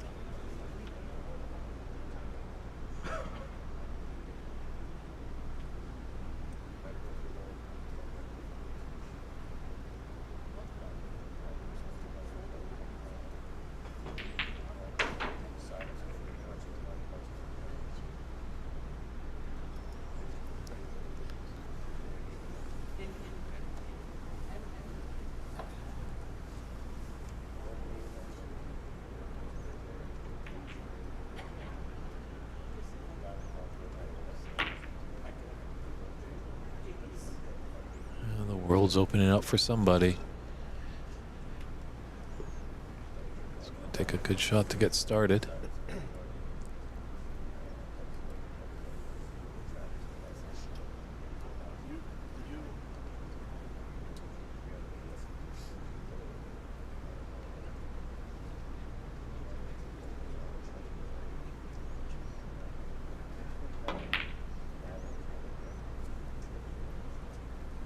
Effort. Black is in a nice spot to get behind.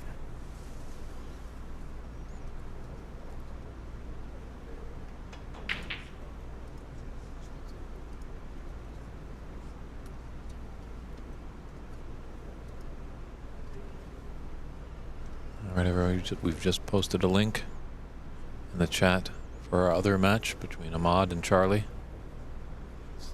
So there you go, Canada. There you go, Houston. Enjoy. Glad you're tuning in over here. This battle between Houston and Chicago.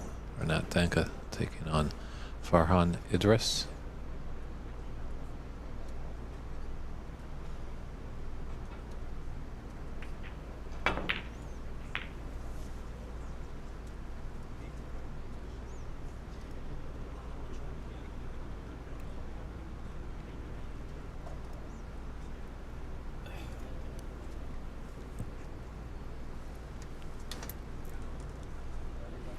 Long red here into the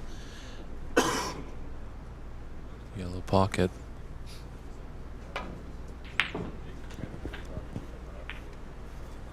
All right. Took a little bit of time, but yeah, we got it.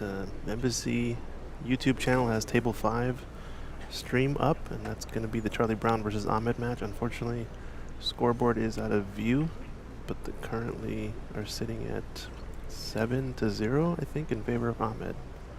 In the fourth frame, Ahmed leads 3-1.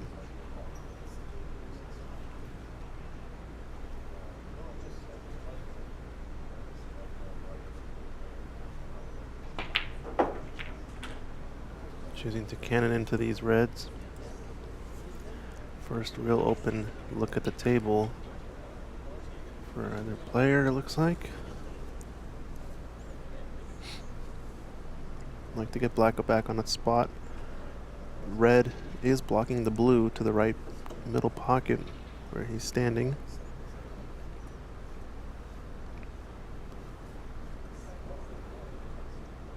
This is tough. This is a real chance, though. Felt the importance of that shot for sure. The tricky thing about these wide open frames where all the reds are spread out is that you tend to see a lot of counterattacks once somebody gets rolling and the colors get respotted. Can Renat close escrow here? And Yeah, it feels like a Ali George Foreman match, both exchanging blows, but I find this happens a lot, actually, missing after a miss after a miss. Sort of feel the pressure of the frame kind of looming with all the reds out there. sure, it's infectious. Yeah. But another opportunity for Farhan. A frame that he definitely needs to put to the good if he wants to continue his hopes of becoming the 2024 Embassy Open champion. Oh. It's too thick. Tricky shots. These are tight corner pockets along the cushions. Yeah, but just, that's a shot he's just got to get out of the mind very quickly, because that's a shot he makes all the time. Natural to be on the black, putting his opponent in the chair for quite a while as there are spaced open reds. I think he's going to play for red to right middle next, and then blue, and if you can clear the red to the right middle for the blue, you have to use the blue a lot in this frame if he wants to get a big run with all the reds up in the bulk area. It's perfect on this blue, just a tiny angle maybe, or you can just screw back a couple inches. Well, you know, Christian, I've never seen a snooker player win a frame sitting in their chair. That's true. Yeah. So if Renat can keep Farhan sitting, I guess if you think about it, though, he kind of wants him to keep getting up and getting back down and getting up and getting back down and getting up and getting back down if he wants to win this one. So how big of a run can he put together here? This red. Don't know if it passes the black.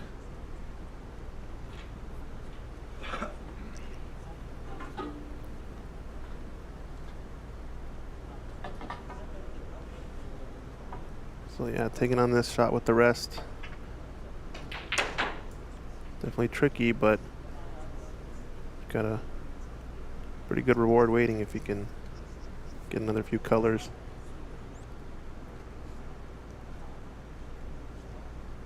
Yeah, good shot.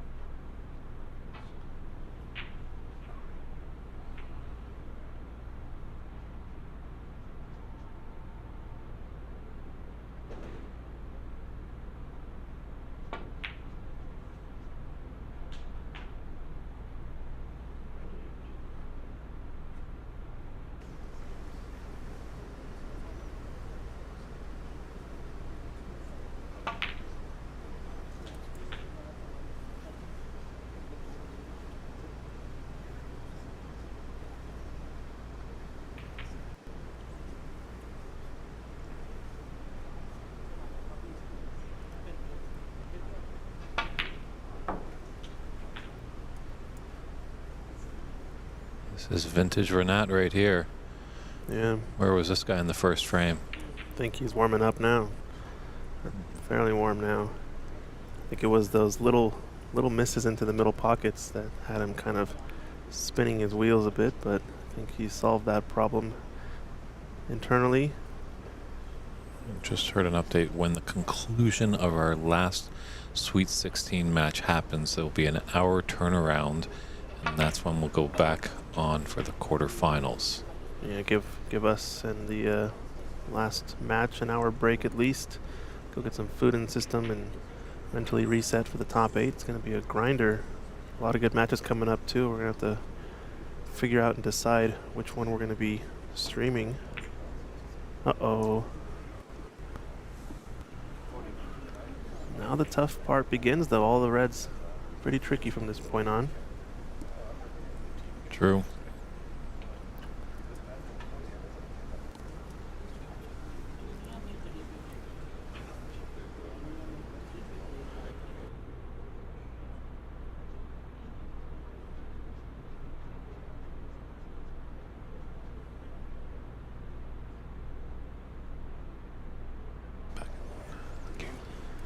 Alright, yeah, it's 42 to 6. This red settles by the middle. Oh, it's kind of that dicey That's shot. tight. I think this is the type of shot though where you want to shoot kind of a drag shot if you're going to go for it. Might choose to just take the double in this red since it's a little bit higher percentage maybe. Yeah, hasn't been Renat's favorite pocket over there. Oof, just a bit wide. Yeah, saying Renat's a pretty good amateur. I say Renat's a favorite to win just by watching his game. Yeah, he is the defending champion for a reason. Darren Taylor did manage to take him out in last year's U.S. National Championship, but this is a new year and a new tournament. So Feel free, viewers, to correct me if I'm wrong, but I think in the first Pan Am Championships down in Houston, Renat was runner-up to Victor Sarkis of Brazil.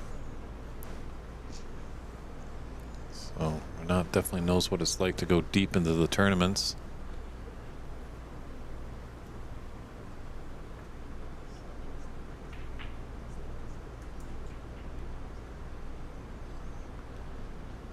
Fierce competitor, but always love seeing him in the room. Big smiles when he enters.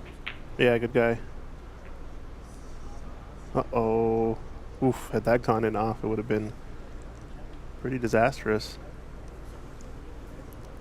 Yeah, that's definitely neither of these players want right now, to put that cue ball into the bottom of the pocket with a bunch of reds up there.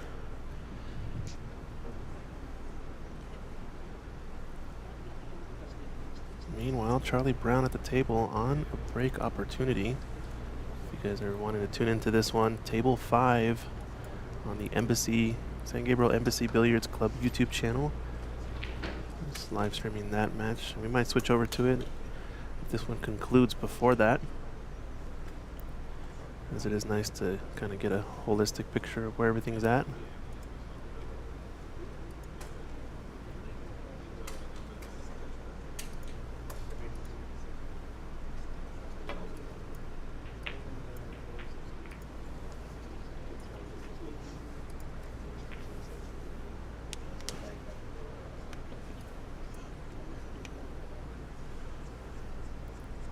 A lot of reds ganging up on that green pocket. There's got to be something that goes in over there for Renat.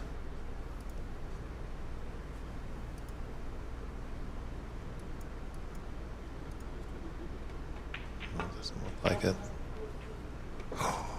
There's that in off. Oh no, disaster. Fortunate enough, there's ball colors can't acclimatize a lot of points. Yeah, true, but blue is available, so he's going to likely have to use that, especially if most of the bulk colors are not available to the top right corner pocket. The green pocket, so to say. Someone's saying update, please. What would you like an update on?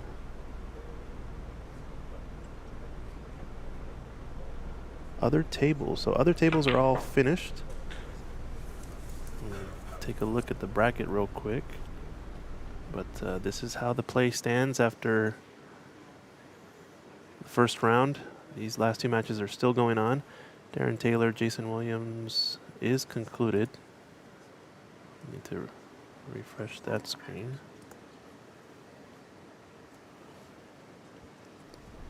But looks like right now Charlie Brown on a good break. Don't know what the score is exactly on the second table.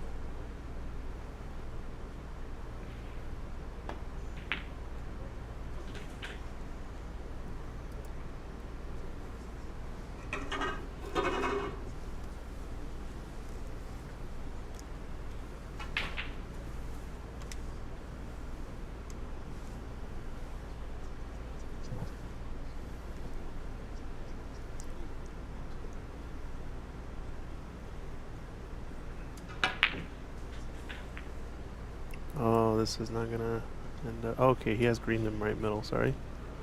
Thought he was playing for brown. Just like you said though, all these reds, it's gonna be a lot of work for not a ton of reward unless he really can clear up. That's where the real impact would be. It's not enough to just pot a bunch of these reds and then get on a couple if you want to close out this frame quickly.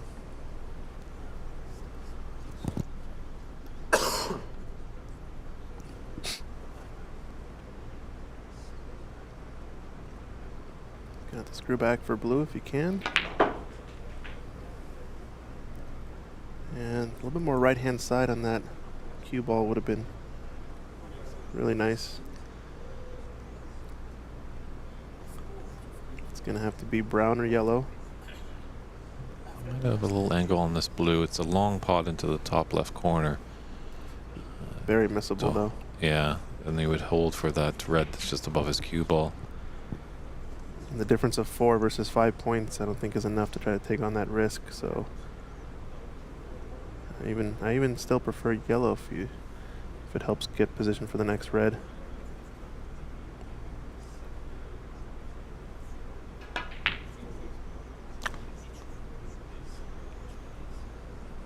Had to put some bottom on it to screw back for that red. That makes it tougher because you don't have a lot of the ball to work with to be precise on.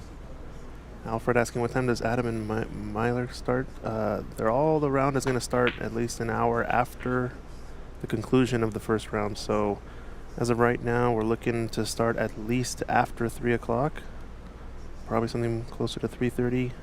Just depends on how long these frames take. And this mistake could mean an earlier conclusion in this match.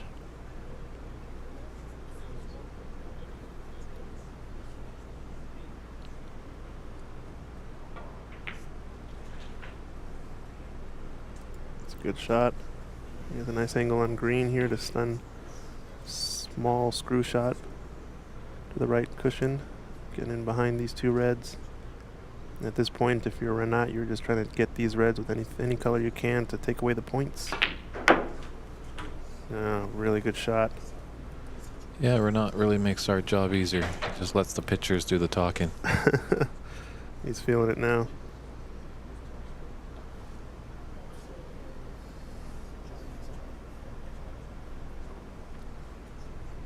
Choosing to back cut this one, so the red must not go.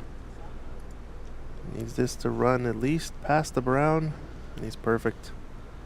This green is frame ball. I think this is going to be curtains.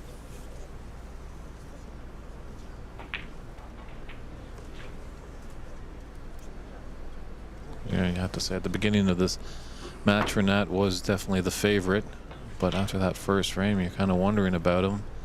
But he's dialed it in, tightened those screws in his armor, and played some impressive games of snooker here.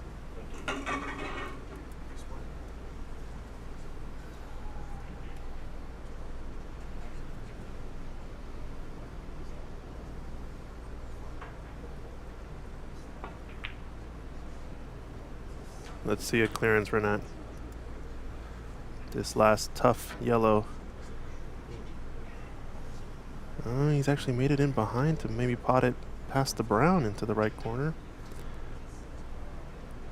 It would be nice to get a clearance here for the win. Boost the confidence and get him ready for the next round, but alas, that's going to be a miss there. Should be handshakes, I think. Or might play on just as he's up against it. Since it is tournament life on the line. But with 42 and 27 on, does need a fair amount of snookers if he wants a chance. And he didn't get the trick there. And that yellow is going to sit over the pocket for a thin cut for Renat.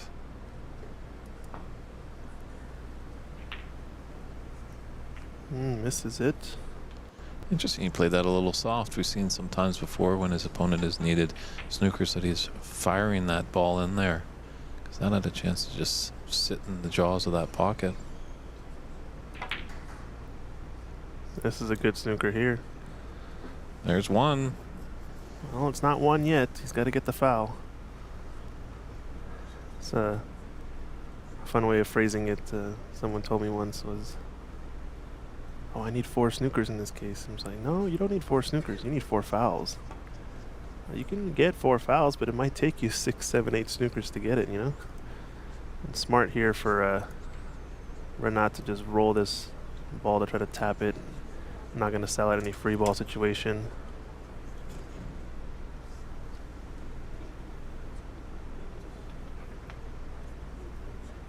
So that is one foul, though.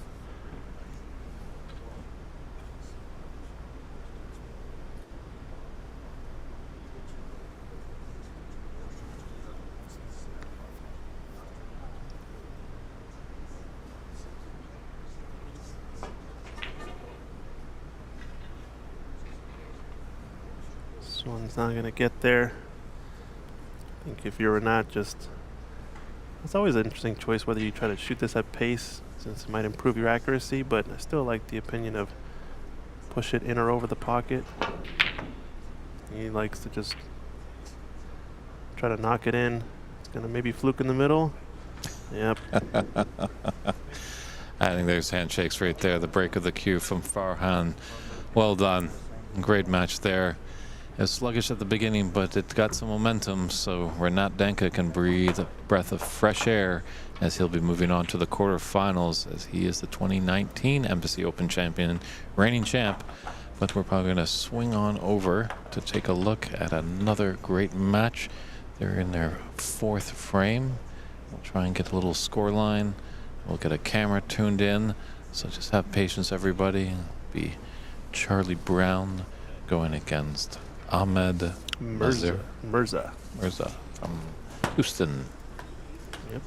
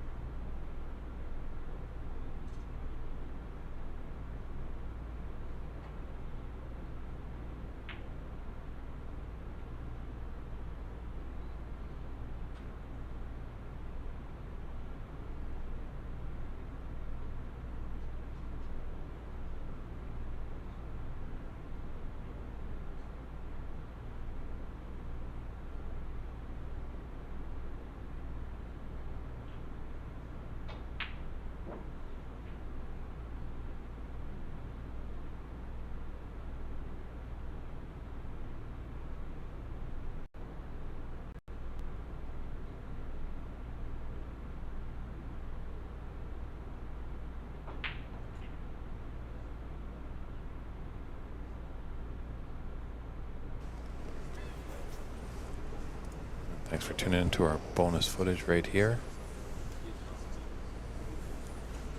Catching up in the 5th frame between Ahmad and Mazar, going against Charlie Brown.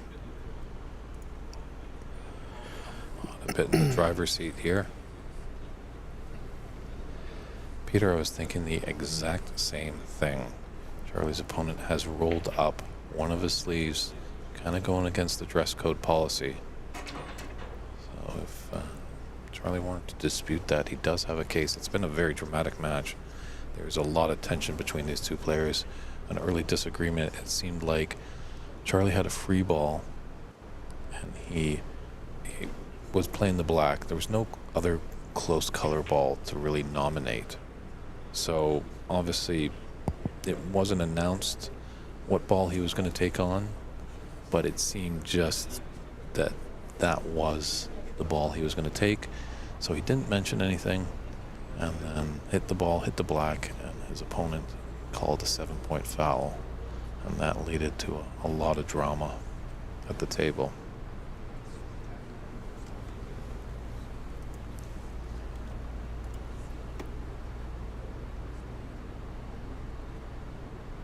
So 70-39 is the score line right now. There's 27 on the table, so it's possible Charlie can get behind this black here.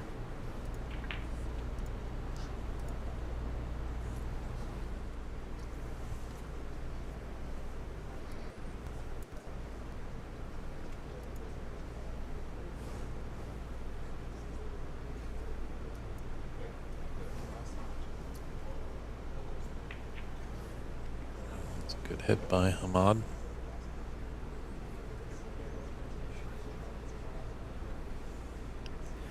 Yeah, scoreboard looks up to date now, 39-70. Charlie just needs one snooker. There's 27 on the table and This is a 31 points in it. natural one here.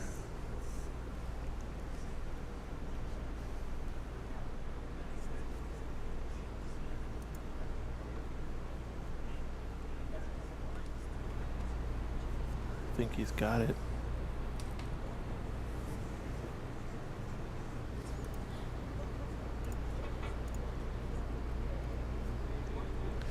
Free ball might be on too.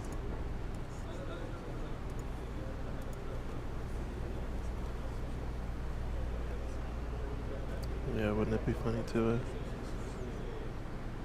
talk about the free ball situation once again? I'm pretty sure Gonna elect it. we'll hear the nomination loud and clear. Yeah.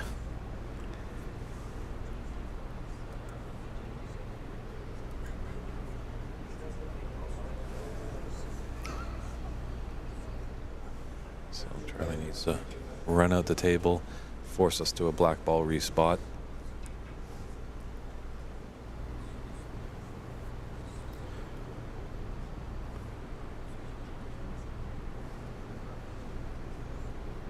Must not be a free ball. I think he's got enough left edge that it's not. He's gonna have to cut this yellow towards the black pretty full in order to keep it down table, so he's just giving it back. When a foul occurs, he can put his opponent back in, which he's doing. Ahmed has to deal with this.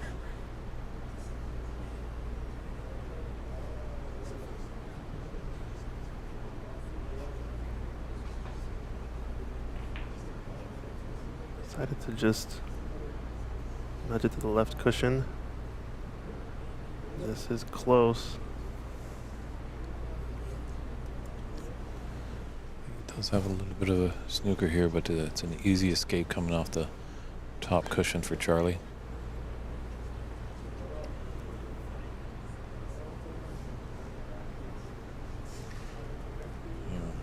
Decent audience here, and the way this match is going, why don't we just get to someone? They might not look the part, but maybe we could throw in a little referee. Yeah, maybe at the start of the next frame, if Charlie manages to pull this one off, just to get things rolling a little bit more quickly. And solid escape there. We just had a lot of drama in this match, so someone to make sure that both players keep the peace.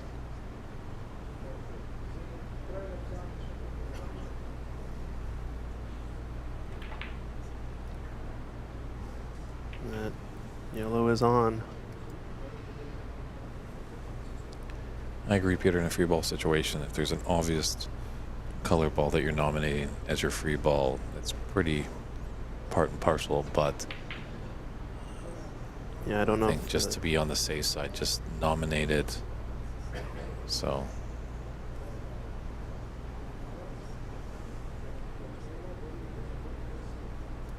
it wasn't a ball being potted, I think, too. It was just rolling up and tapping the black. And I don't think that the free ball was called either, so can't really go back now. Score hasn't updated on the scoreboard, but it is 43 to 72. Charlie Brown back to needing snookers. yeah, and we're just fully speculating a little bit as we were glued to our featured match. We just kind of heard the after effects of the incident. Wasn't there to view it firsthand. And then we're getting stories from other players in the rooms. And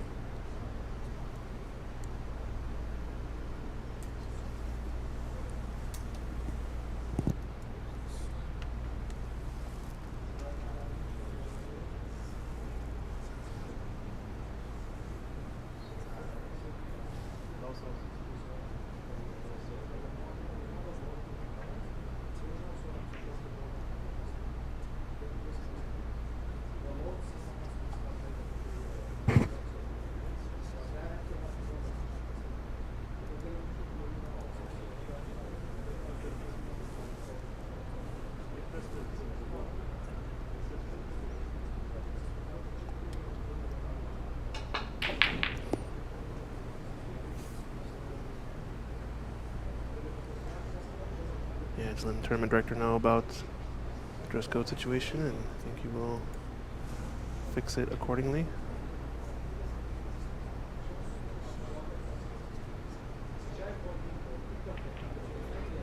Decent snooker attempt here. This looks pretty good, especially if he's taking away the one cushion escape up table. it's actually kind of nice to see. It looks like Sharam is just coming over to be by the table. So these players both play out of Houston. It's a bit better that having a friend to let you know. Yeah, about the dress code. Yeah. It's gonna be a 7-point foul if it hits the black, and this could be a free ball situation. Looks like it definitely is. It's gonna be a free ball.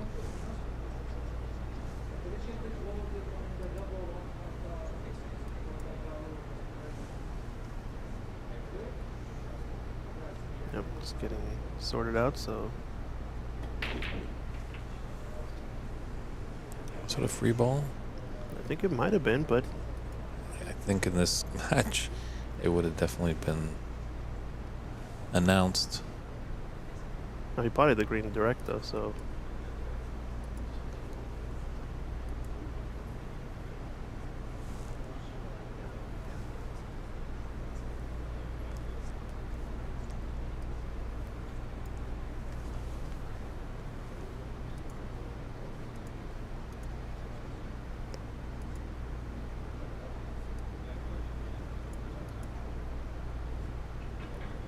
Sorry, just fixing up the score, so gotta put the 7-point foul up. And then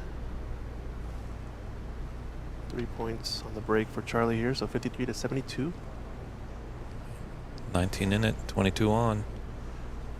It's getting tense here at the Embassy Billiards Club.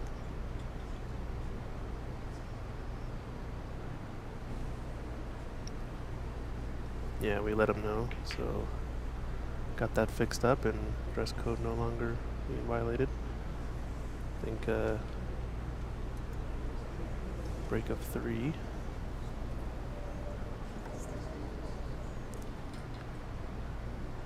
Go check and see if I can see the score from our perspective.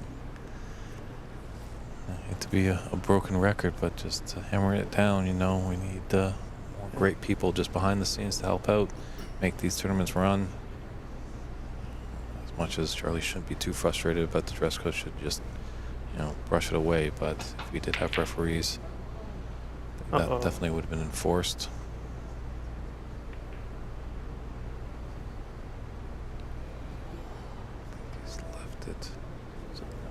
So 19, 22 on.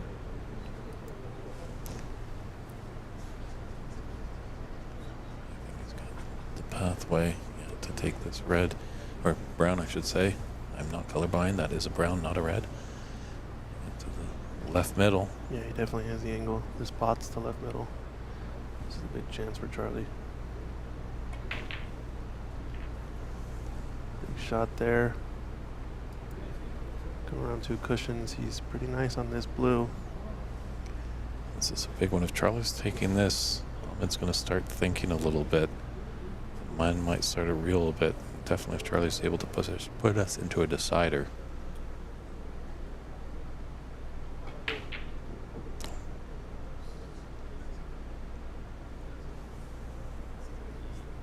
Just popped out.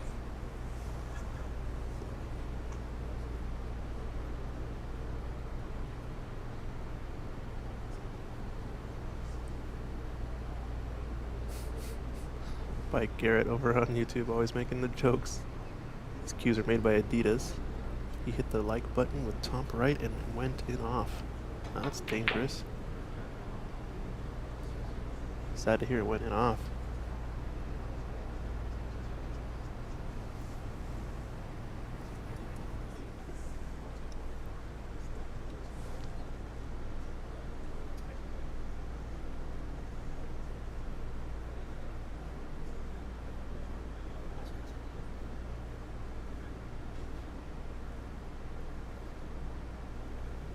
Tough situation here.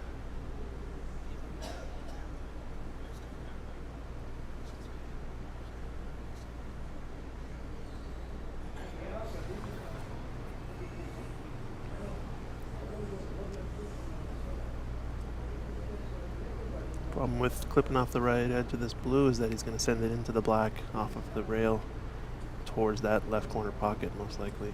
At least that's what it feels like based on this angle. Hit it full and just double it up table. Oh, he didn't catch the black. This might leave. No, no real shot on.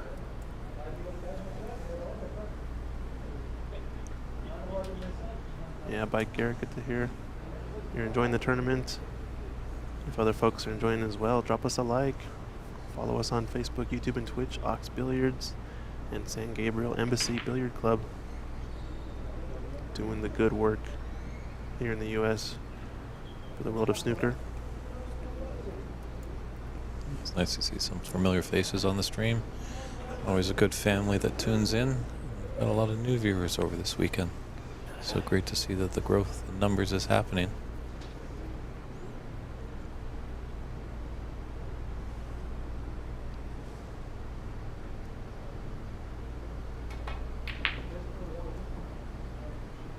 This is a good attempt at a 3-cushion, 4th cushion safety. Wants it to get behind black. Similar situation now. Well, the blue is a bit higher on the black, so this means you can cut the blue towards the black, hold it as a backboard, and keep it down there. Send the cue ball back up to bulk. Choosing to go the other way and bank this up table, and he's got the snooker here with the pink.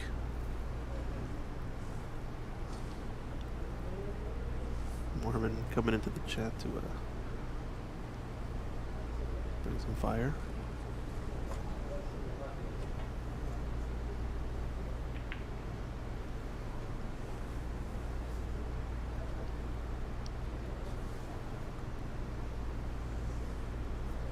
To see from this angle if that cuts, it's going to be a thin cut. Definitely test Ahmed's nerves. Yeah, definitely cuts. See, now he's rolling up his sleeve. He's not allowed to do that. Someone's got to get on him. He's not allowed to do that sleeve. That distinctly gives him an advantage.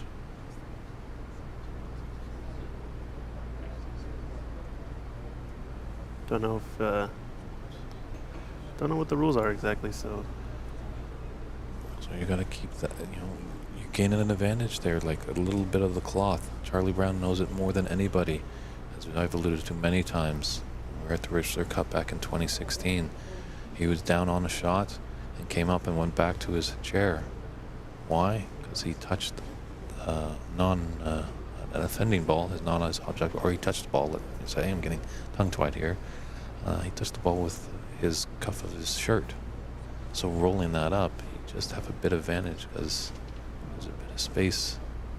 It's not going against your skin. So who knows? I don't know. Those snooker gods could be looking down.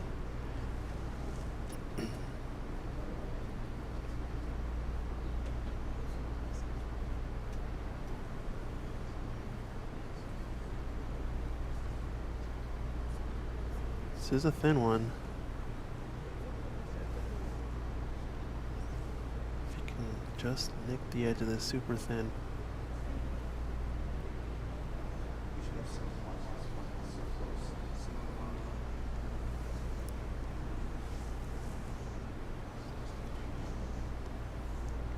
Just asking, just because it's close. Just making sure. Our good friend Darren Taylor stepping in.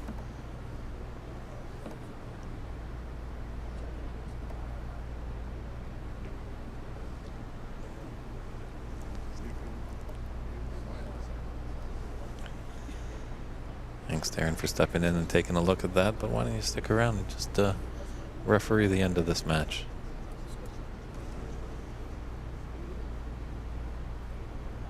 I think this might pot now, and if it does, this could be end of match and frame. Big shot. Yep, it's there. That was his cue ball. It's going to be okay, and I think that's this pink to seal the deal in a controversial match. Yeah, filled with controversy.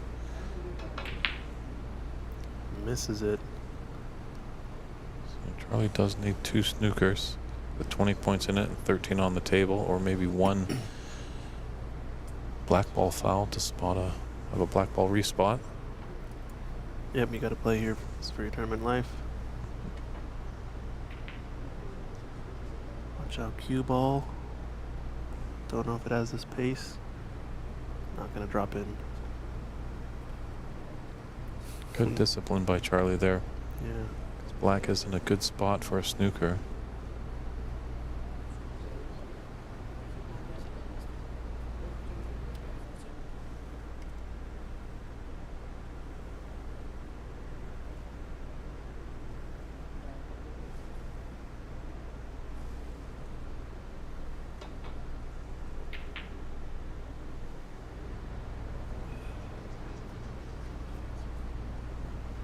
Now pink is close to black, so this favors Charlie to get another snooker opportunity. Still not easy. He's going to be precise with the speed control.